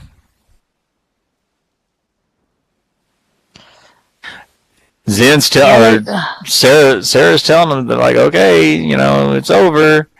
Go ahead and get to the back. They take the spiders and stuff with them. Yeah, I'm sure they will. Get them get them out of here.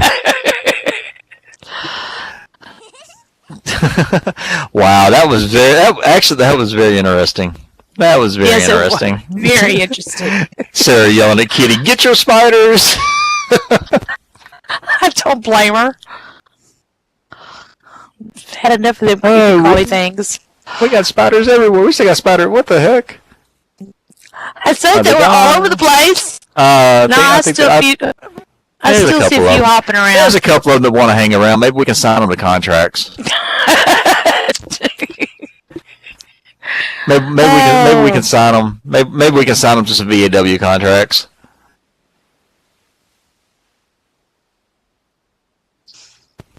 Who knows? That was definitely a different kind of match. Well, it's one of those things that you never know what's going to happen. And Sarah's up there shaking her body. Trying to get the spiders off of her.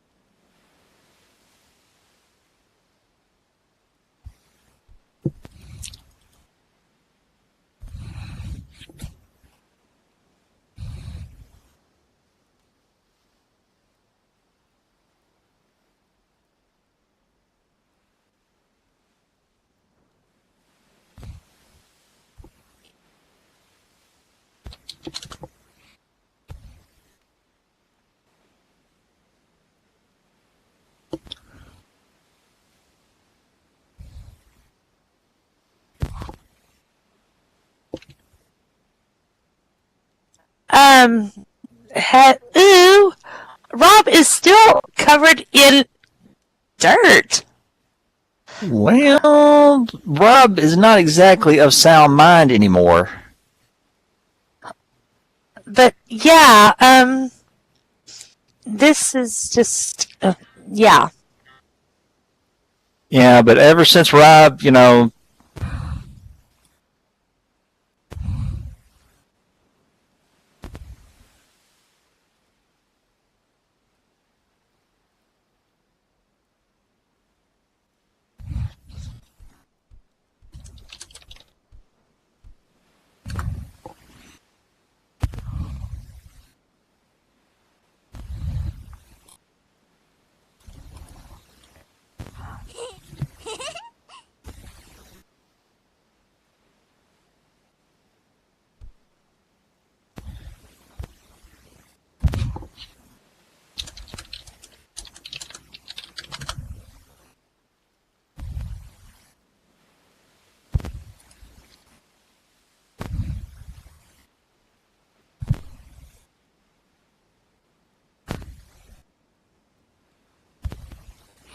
all right, ladies and gentlemen, our next match, the competitors are already in the ring.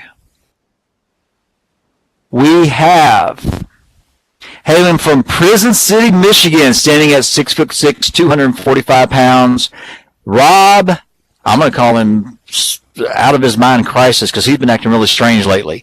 And his opponent standing in the ring, who hails from the darkness, standing at 6'4", 245 pounds, Damian Hex. Now, what everybody has to realize is this is not an ordinary match. This is actually an Inferno match. These men have done every single thing that they can possibly do to each other, and they are just going to take it to a whole, and I'm not making fun of your name, Rob, but you're taking it to a whole new level. He's been buried alive. They've cost each other matches, so as soon as Sarah tells the guys in the back to hit it, This match the ring is going to be surrounded in flames, and the only way that you can win, you can't win by pinfall, but the way that they really want to win is that you want to set your opponent on fire. Eek. And Sarah just gave the word. And the guys in the back have hit it. And there it is.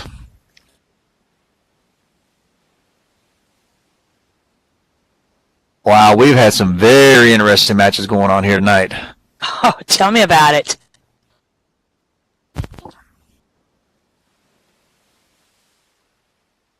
Sarah, you just be careful. We don't want you burned.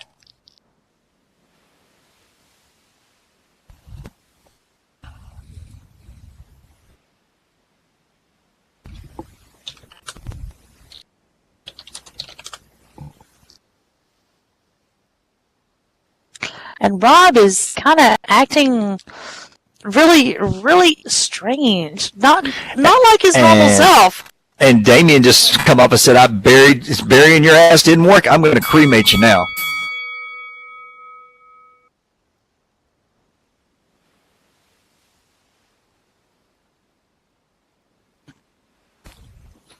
Rika's over here. Going to get a fire extinguisher in case Sarah catches on fire. Sarah probably would have wanted the fire around the ring when all the spiders were popping in there.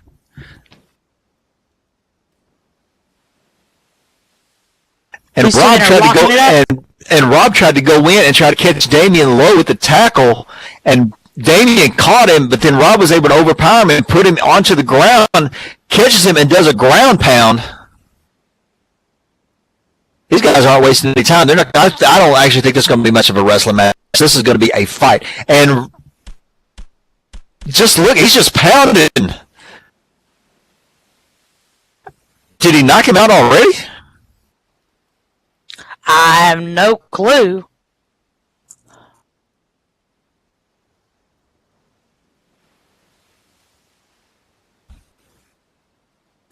Rob goes in, and I don't think Rob cares enough if he knocked him out or not. I don't think he's done with Damien, considering what Damien has done to him over the past several weeks.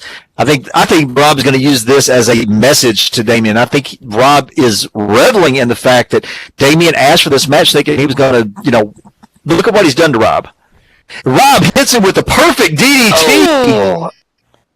And I don't think Rob really cares. I think Rob right now is like, screw it. I don't care if I pick up a win. I don't care if I get disqualified. I want to inflict pain. And Rob is laughing at the fact that he just buried Damien into the mat. Surprised Damien doesn't look like a store. What's that animal the ostrich, the one that buries his head in the sand? Yes. Yeah, there we go.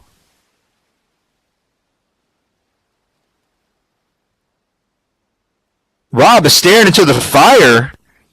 Well, I don't know why he'd be staring into the fire. He's taking his eyes off of Damien. Damien is not a rookie in there.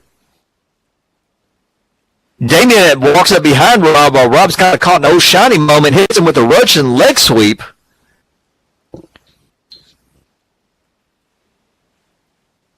Maybe Rob's got too much mud on his body because Damien's lost his grip and slipped.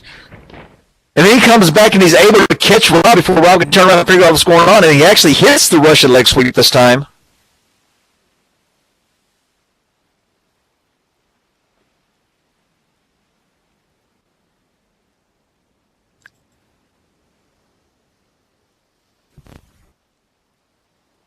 Damien's actually allowing Rob to get up. And as soon as he gets up and turns around, Damien catches him with the big boot right between the eyes.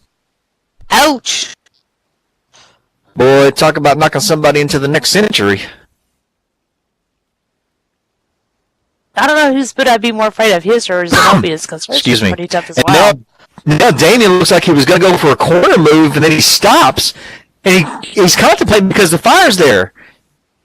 Damien asked for this match, and now he's like, what do I do now? Oh, there's the fire. And Rob's laughing at him over it.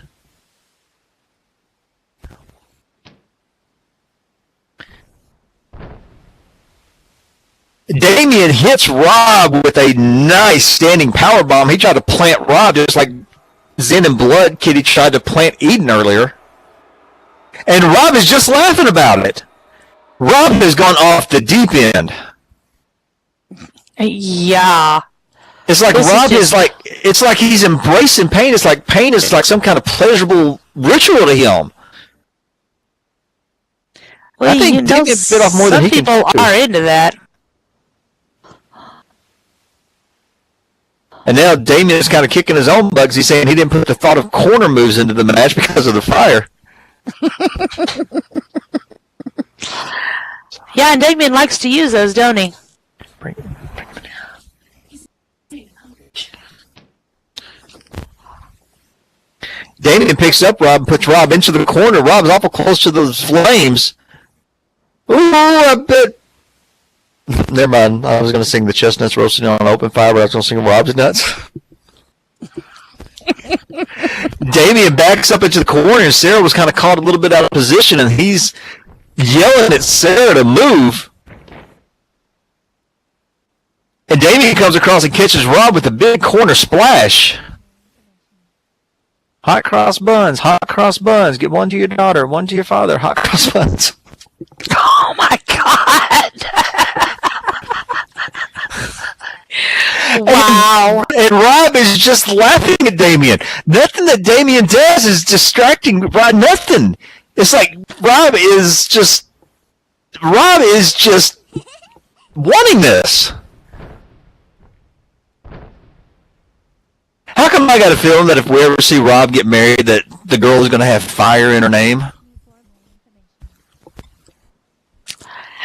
I have no clue. And now Damien is trying to contemplate what to do next. He picks Rob up, and Rob counters with a jawbreaker. Wow, that rattled Damien's teeth. And once again, what does Rob do? He just had another man's chin driven into the top of his forehead. And he's laughing about it. Laughing about it. I don't know exactly what Damien has done to Rob, but he has pushed Rob to I'm not even going to say the next level. He has pushed Rob into the next stratosphere. And now Rob picks up Damien.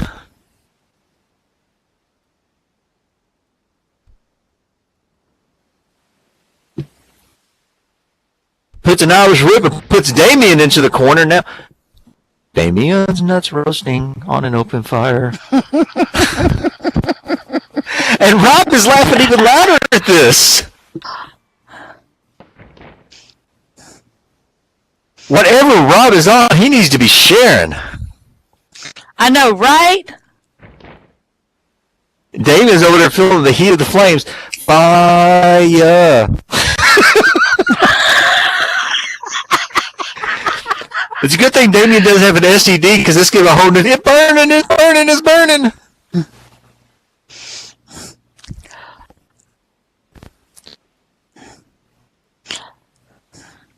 Now Rob grabs Damien and dragging him out of the corner. I don't know why he dragged him out of the corner. It looks to me like he'd want to get him closer to the flames. Maybe he's not done playing with him yet? I don't know. Oh! Ooh! Ouch! That even rattled my brain. Yeah. You know what? For this particular match, I'm surprised that as demented as Rob has been, that he doesn't come up with something where he spikes Damien with some kind of spear and starts roasting him like a marshmallow. Don't give him any ideas. Hey, look what group I'm I in. mean, seriously. Look what group I belong to. Really? Well, I know that, but still.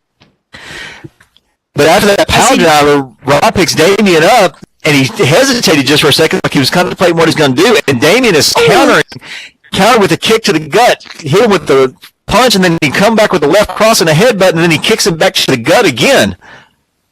Damien is just going upstairs, downstairs, upstairs, downstairs. And Rob is still laughing. I think somebody needs to call. What was the name of the place that the guy from Sling Blade was in? Yeah, I remember that. Somebody call them because Rob definitely needs to be. He needs to be fitted for his jacket.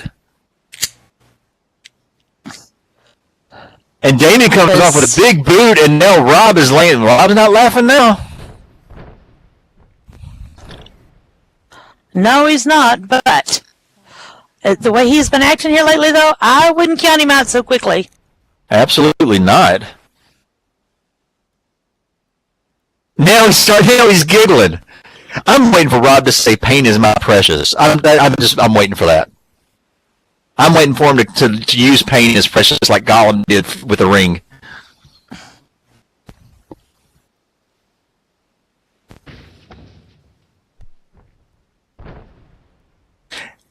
And Damien shoots off the ropes and comes back with a nice leg drop.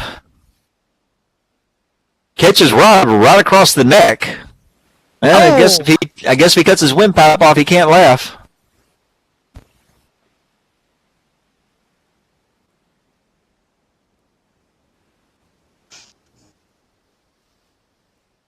Damien picks Rob back up. Drags him over to the corner. There's no telling what's going through the mind of these two. They are still getting awfully close to those flames. And Damien with the snake eyes just drops Rob across that top turnbuckle. Rob's head snapped back.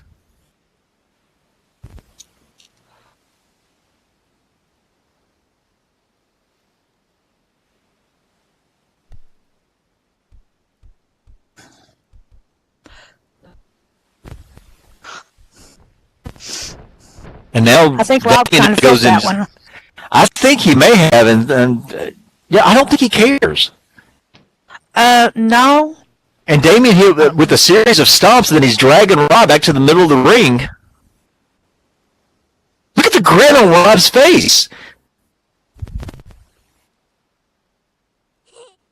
Rob is enjoying this. Yeah, he is. I've never seen him like this during a match. This is really odd for Rob.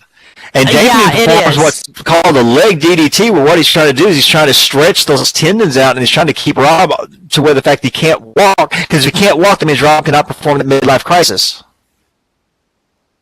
Very true. And now Damien's getting up. He's got sole advantage of this. And Rob is looking at him and licking his lips like, "Give me more." He's like a pit bull attack. It's like, I don't know what's going on. But Damien keeps looking from Rob to the flames. I wonder what he's thinking now.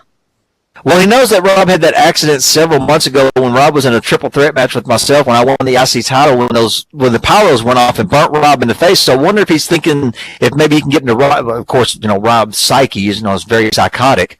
I wonder if he's thinking he can get into Rob's psyche by putting his face close to those flames. He might be. And Rob stands up and connects with a nice punch.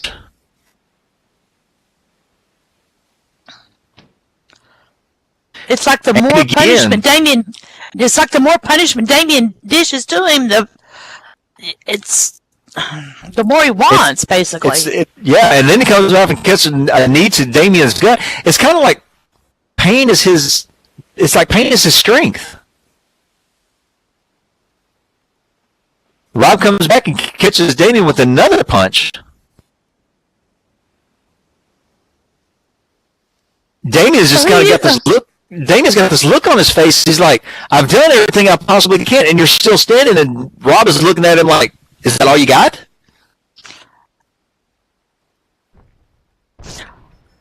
And Rob does perform that midlife crisis on him.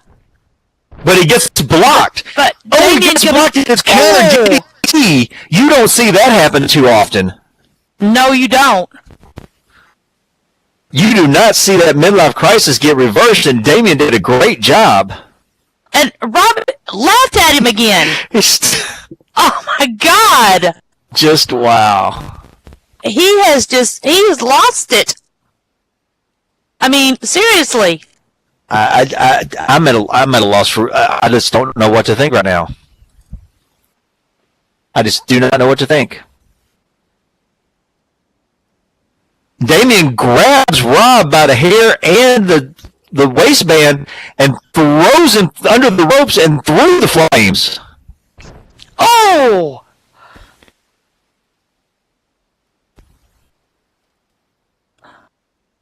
And that Rob Rob's is close.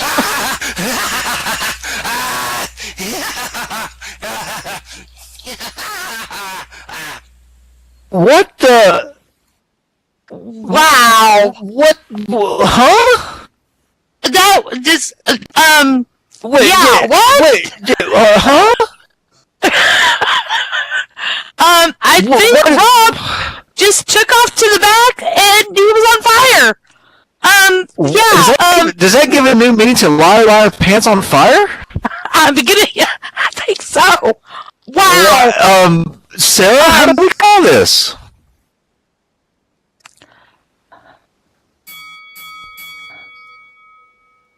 Is that Robin? Is that it?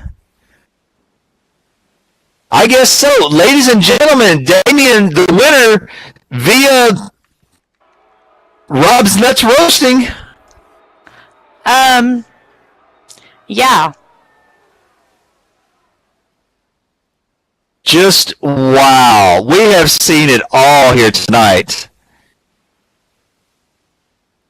We have seen it all tonight. We've had nightmare matches with spiders and coffins. We've seen Rob get set on fire and laugh about it. Just wow.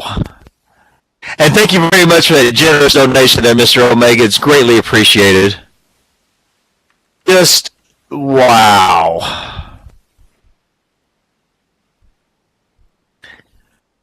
Well, ladies and gentlemen, we're just, I cannot believe what I just saw. Ladies and gentlemen, if you want to be part of the VAW family, we are taking applications for performers. We need commentary. We need managers. We can fit you into just about anywhere. So ask. We do have an application giver around here. If you happen to click it, don't get it, you can ask me. I will send you one. Just wow. That was just insane. Don wants a lava match? Wow. All right, ladies and gentlemen. That is the most that is the most interesting, the most disturbing thing I've seen since Mako set my car on fire. Well, between the spiders and the coffins and now this, it's just like, really? Yeah. All right, ladies and gentlemen, up next is our main event, and it is for the VAW Undisputed title. And this one is going to be very interesting because, like I said, Mako hasn't really performed in the past few months. And the last match when he lost the title, he complained about ring rust. He said that it was, stacked. Well, I haven't seen him do much since.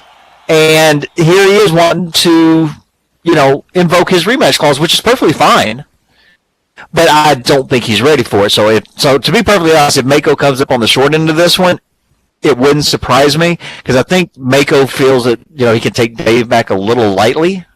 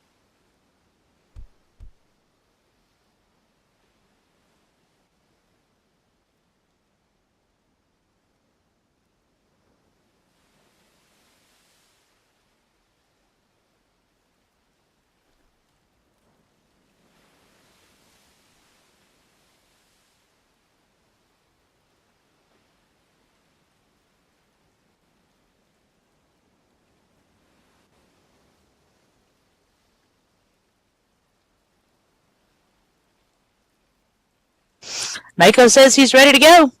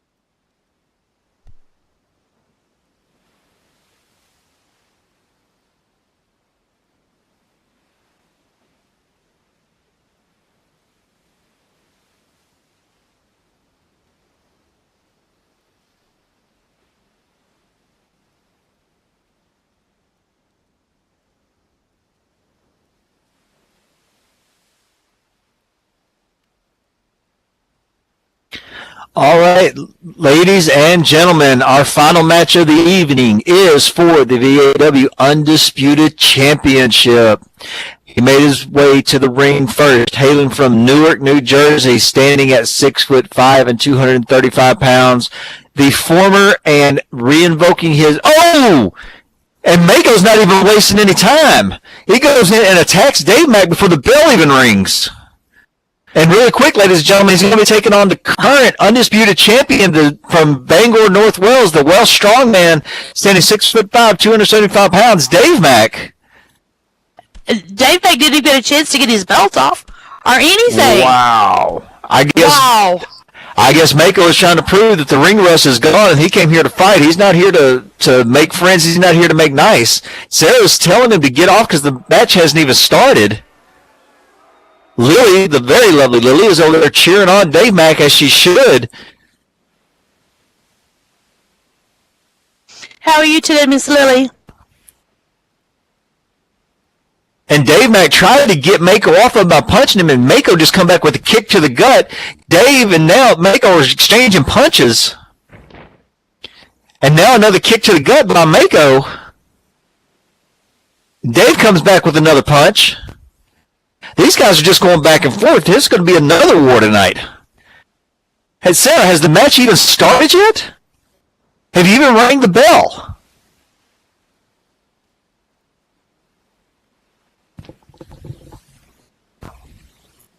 Mako goes in and you're right, Dave hasn't even had a chance to get his belt off. He's still wrestling with the gold on. And if he takes a shot in the stomach, that's going to add extra pain. Actually, I think it would kind of hurt Mako as well if he did that. I've been in the ring with Mako. Mako's too hard-headed for that to hurt.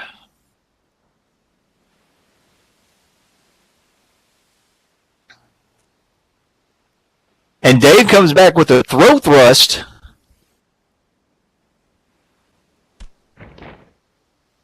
And Mako just back into the corner.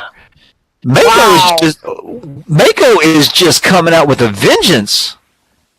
I think Mako's out here to prove. I think Mako's out here to prove that the last time was a fluke. Well, either that or Mako's been out of the ring for a few weeks. And everybody's saying, well, he's on all these expensive vacations and all that. But maybe, just maybe, Mako was doing a little extra training.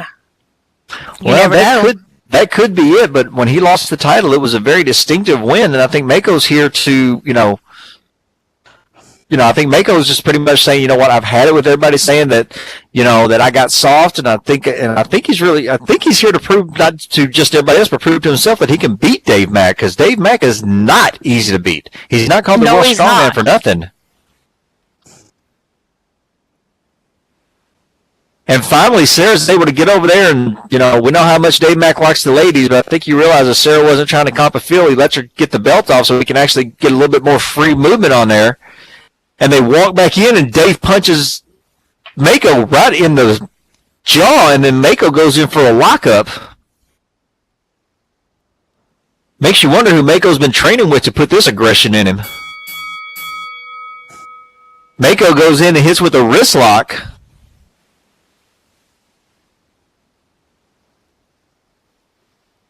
Now Mako's showing it, Dave Mack. That was just something that I kind of thought of, because he's coming in with such aggression. Yeah, I know, it was very strange. But Mako went back in and hit with a wrist lock, and then he goes back in for a lockup. Because this is not the Mako we're used to seeing.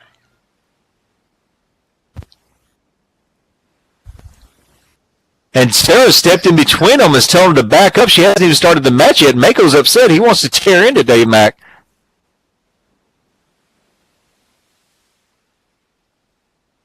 Dave says, wait, heartburn. Dave Mack, doesn't matter. Dave Mack always won with the quick one-liner.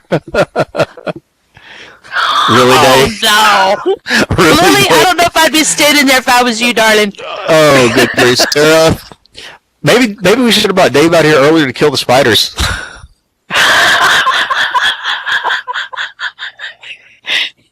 Maybe. Okay, Sarah, are we ready?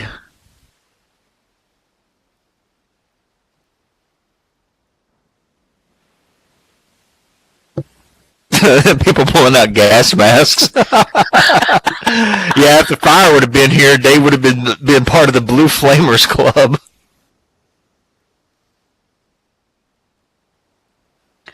Wow.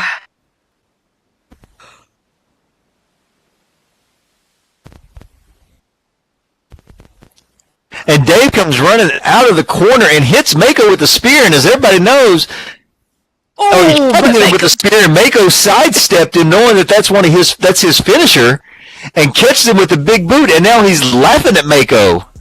And now he's telling him, bitch, don't kill my vibe? Wow, this is a side of Mako even I never saw during our rivalry. I know, right? Wow. I'm not going to lie, this is very impressive on Mako.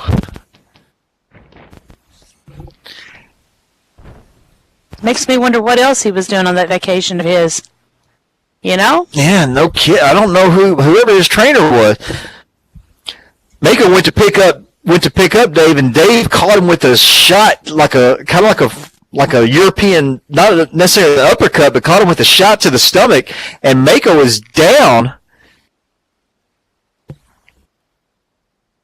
Looks like he got the wind knocked out of him. Of course, when Dave hits you, it's like getting hit with a Mack truck.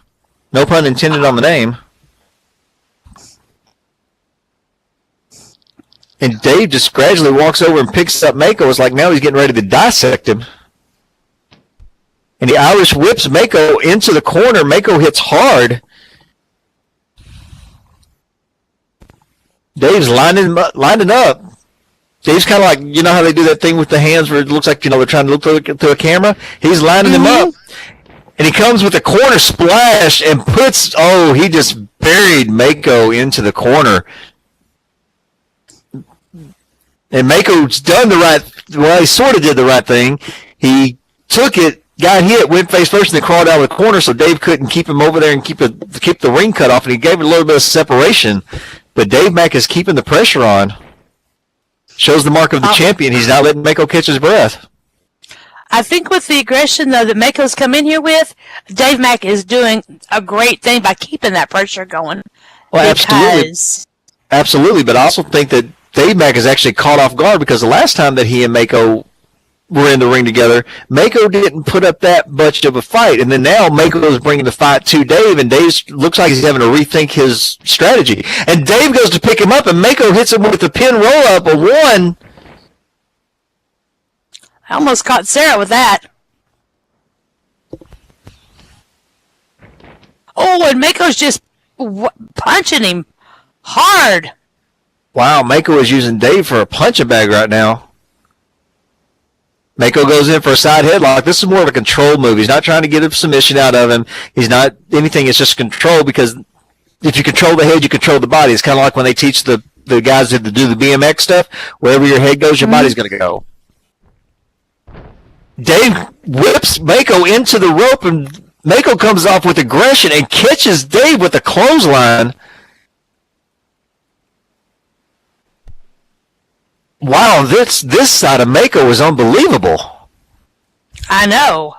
It's like he's a different person almost. Exactly. It's like he's possessed. Dave Mack's getting up kind of wobbly there. Whoa. And Mako waits for him to, smart move on Mako's part. He waited till the right moment, caught momentum with that rope shoot. As soon as Dave turned to face him, he hit him with another clothesline, taking Dave off his feet. And now Mako's sitting back and waiting. I don't think this is a smart move for him to let Dave Mack get up, but at the same time it is, because that means Dave is exerting more energy. And Mako, once again, comes off trying the same thing, and Dave catches him with a Broken Dreams, which, if anybody knows what that is, it's a combination of an inverted atomic drop combined with a DDT. And Mako is down. Ouch. And ladies and gentlemen, we're just getting word from the back that Rob has been put out, and the EMTs have him on stretchers and load him up, but he's still laughing. And Dave goes in for the pin, gets a 2 out of it. You know what? Somebody needs to call ahead to wherever emergency room and have a psychologist, have somebody with an elephant tranquilizer gun standing by, and somebody with 2 or 3 straitjackets and shackles, because Rob has lost it. Yeah, he most definitely has. Just wow.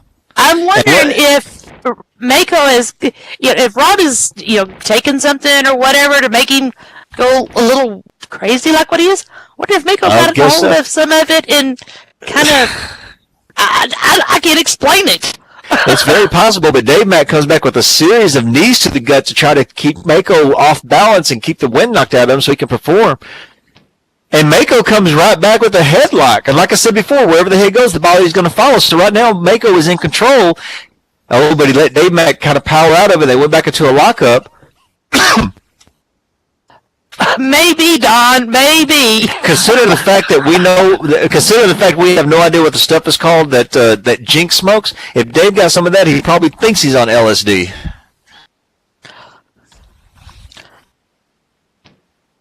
But Mako goes back into a lockup with Rob, and Mako comes out of it with a kick to the gut, and then hits him with a nice DDT. Ouch! And Mako doing the right thing, going for a quick pin. He's 1, 2. Ooh, that was very close. Mako's getting a little bit frustrated, but he needs to keep the pressure on. But what I was saying earlier is that Mako was letting Dave get up, which is smart in a way, because Mako catches breath and he's making Dave exert all the energy getting up as opposed to helping him up. But at the same time, it's not a good move, because Dave, being the champion and being the legend that he is, he's going to use that every little moment that he can to catch his breath and regain his wits, and that may cost Mako. Yeah, it will. Uh-oh. And wait a minute, why is Dave going outside the ring? This is not a hardcore match. This is not a... I don't know. Even Lily's a little confused on this one. Mako looked like Mako was trying to run after Dave, and he tripped a little bit. And Mako's using this to catch his breath, and Dave is standing outside the ring, just kind of staring. And Dave, this is not a no DQ match. You don't do anything. Don't do anything that's going to jeopardize you retaining your title. He could be just trying to figure out what in the world is going on still. Because, like you said, we've not seen this out of Mako before. And Mako comes out with the over-the-top flying cross-body, catches Dave. Oh, my God. Talk about, I've never seen Mako use a high-flying move like that. Lily, I'm glad you got out of the way. Oh, Mako is yelling. He's just gone into beast mode, screaming that the title is his. Okay. Mako's perching himself. Okay, I thought he was perching himself upon the steps, but no, he's actually going to the apron. Mako's looking down, smirking at Dave Mack. Dave's finally making his way to his feet. Ref has started counting. She's only up to 2, but still. Mako's getting back in the ring, but Dave is still, And Dave does get to his feet, but I'd be careful, Dave, because you already seen what Mako will do and what he's capable of doing. That shocked all of us. I've never seen Mako use a high flying move like that. And Dave gets up on the apron, and Mako makes his way over to him. That's dangerous. Because Mako has the strength to bring Dave in via suplex. He can bring him in via hip toss. There's just no telling. I don't know.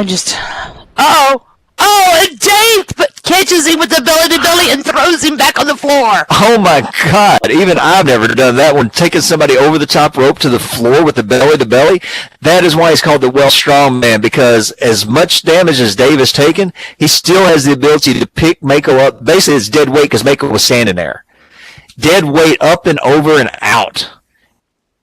And Sarah started her count all over again. Well, Dave is in the ring. I mean, even if Dave, even if he wins by countout, I mean, Dave's still going to retain the title. I mean, as a great competitor that Dave is, I don't think he would be satisfied with a countout win over a match like this, because I know Mako's taking him off. He's taking him by surprise. He's taking us by surprise as well. Most definitely. Sarah's all the way up to 5. Mako better move. Mako is lying motionless. Good grief, is this the second wrestler that I have to say has died tonight? I don't know. Lily, go over there and poke him.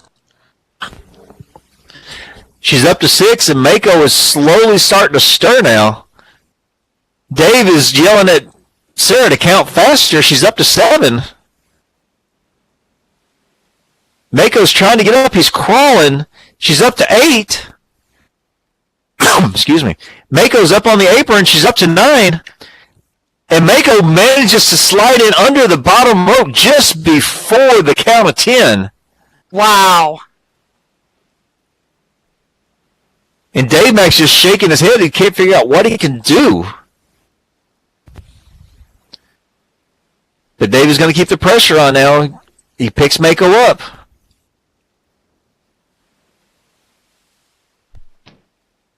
Performs an Irish whip. Mako with the rope shoot comes off. And Dave catches him with a power slam.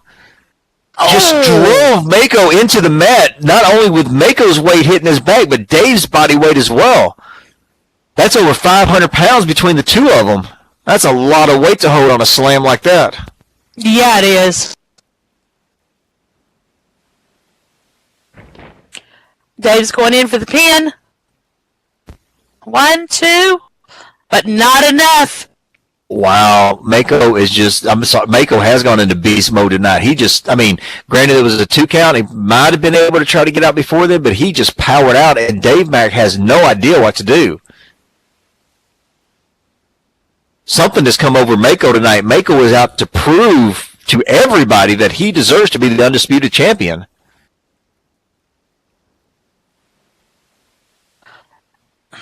I would say a man possessed, but I think that's more Rob speed, but still, this is just,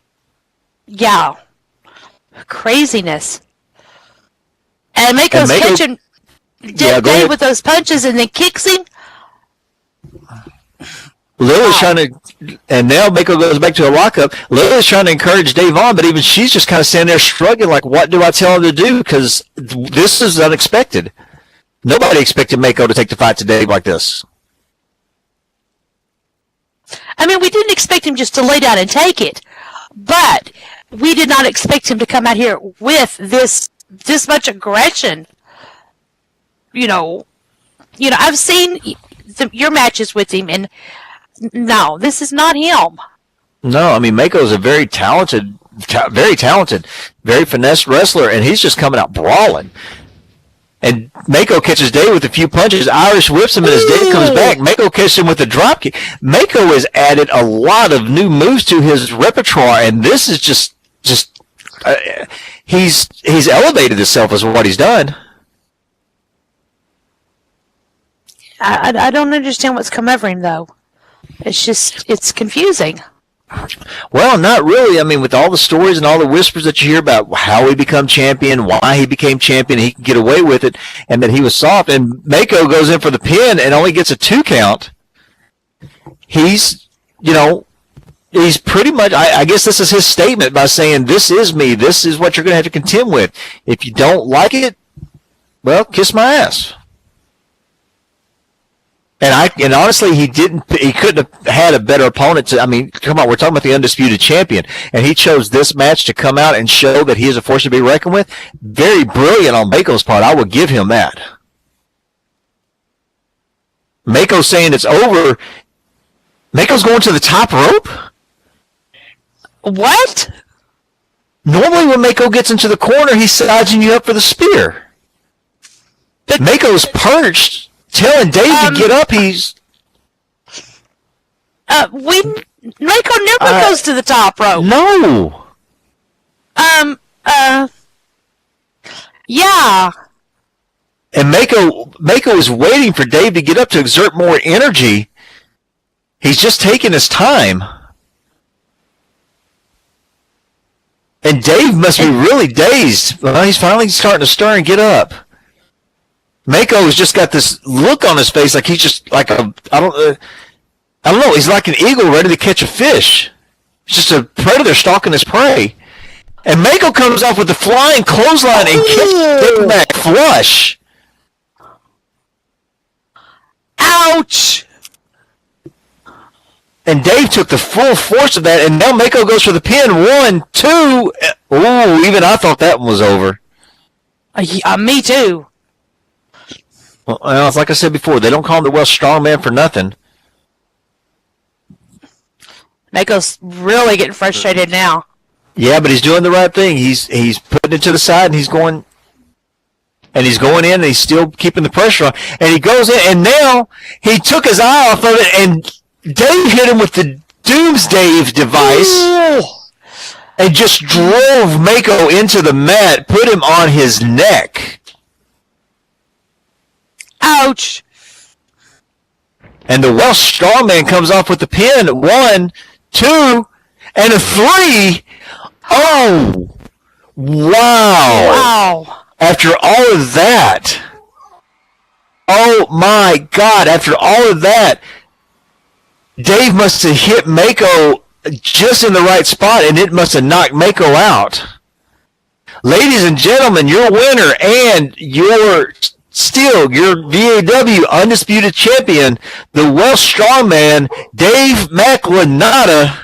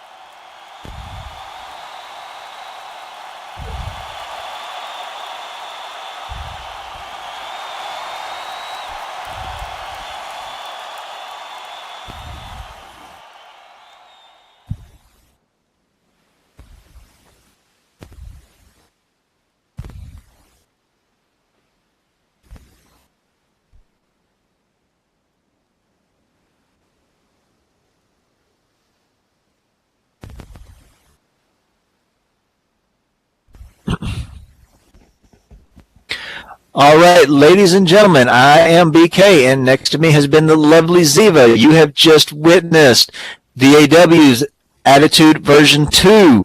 Thank you all so much for coming out. Hope you enjoyed it, and do not forget, every Tuesday night at 5 p.m. SLT, VAW does have Elite, and on Thursdays at 3 p.m., except for the last Thursday of the month, we do have our FPVs.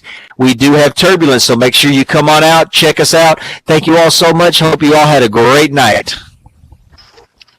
Thank you all for coming out. We'll see y'all next week.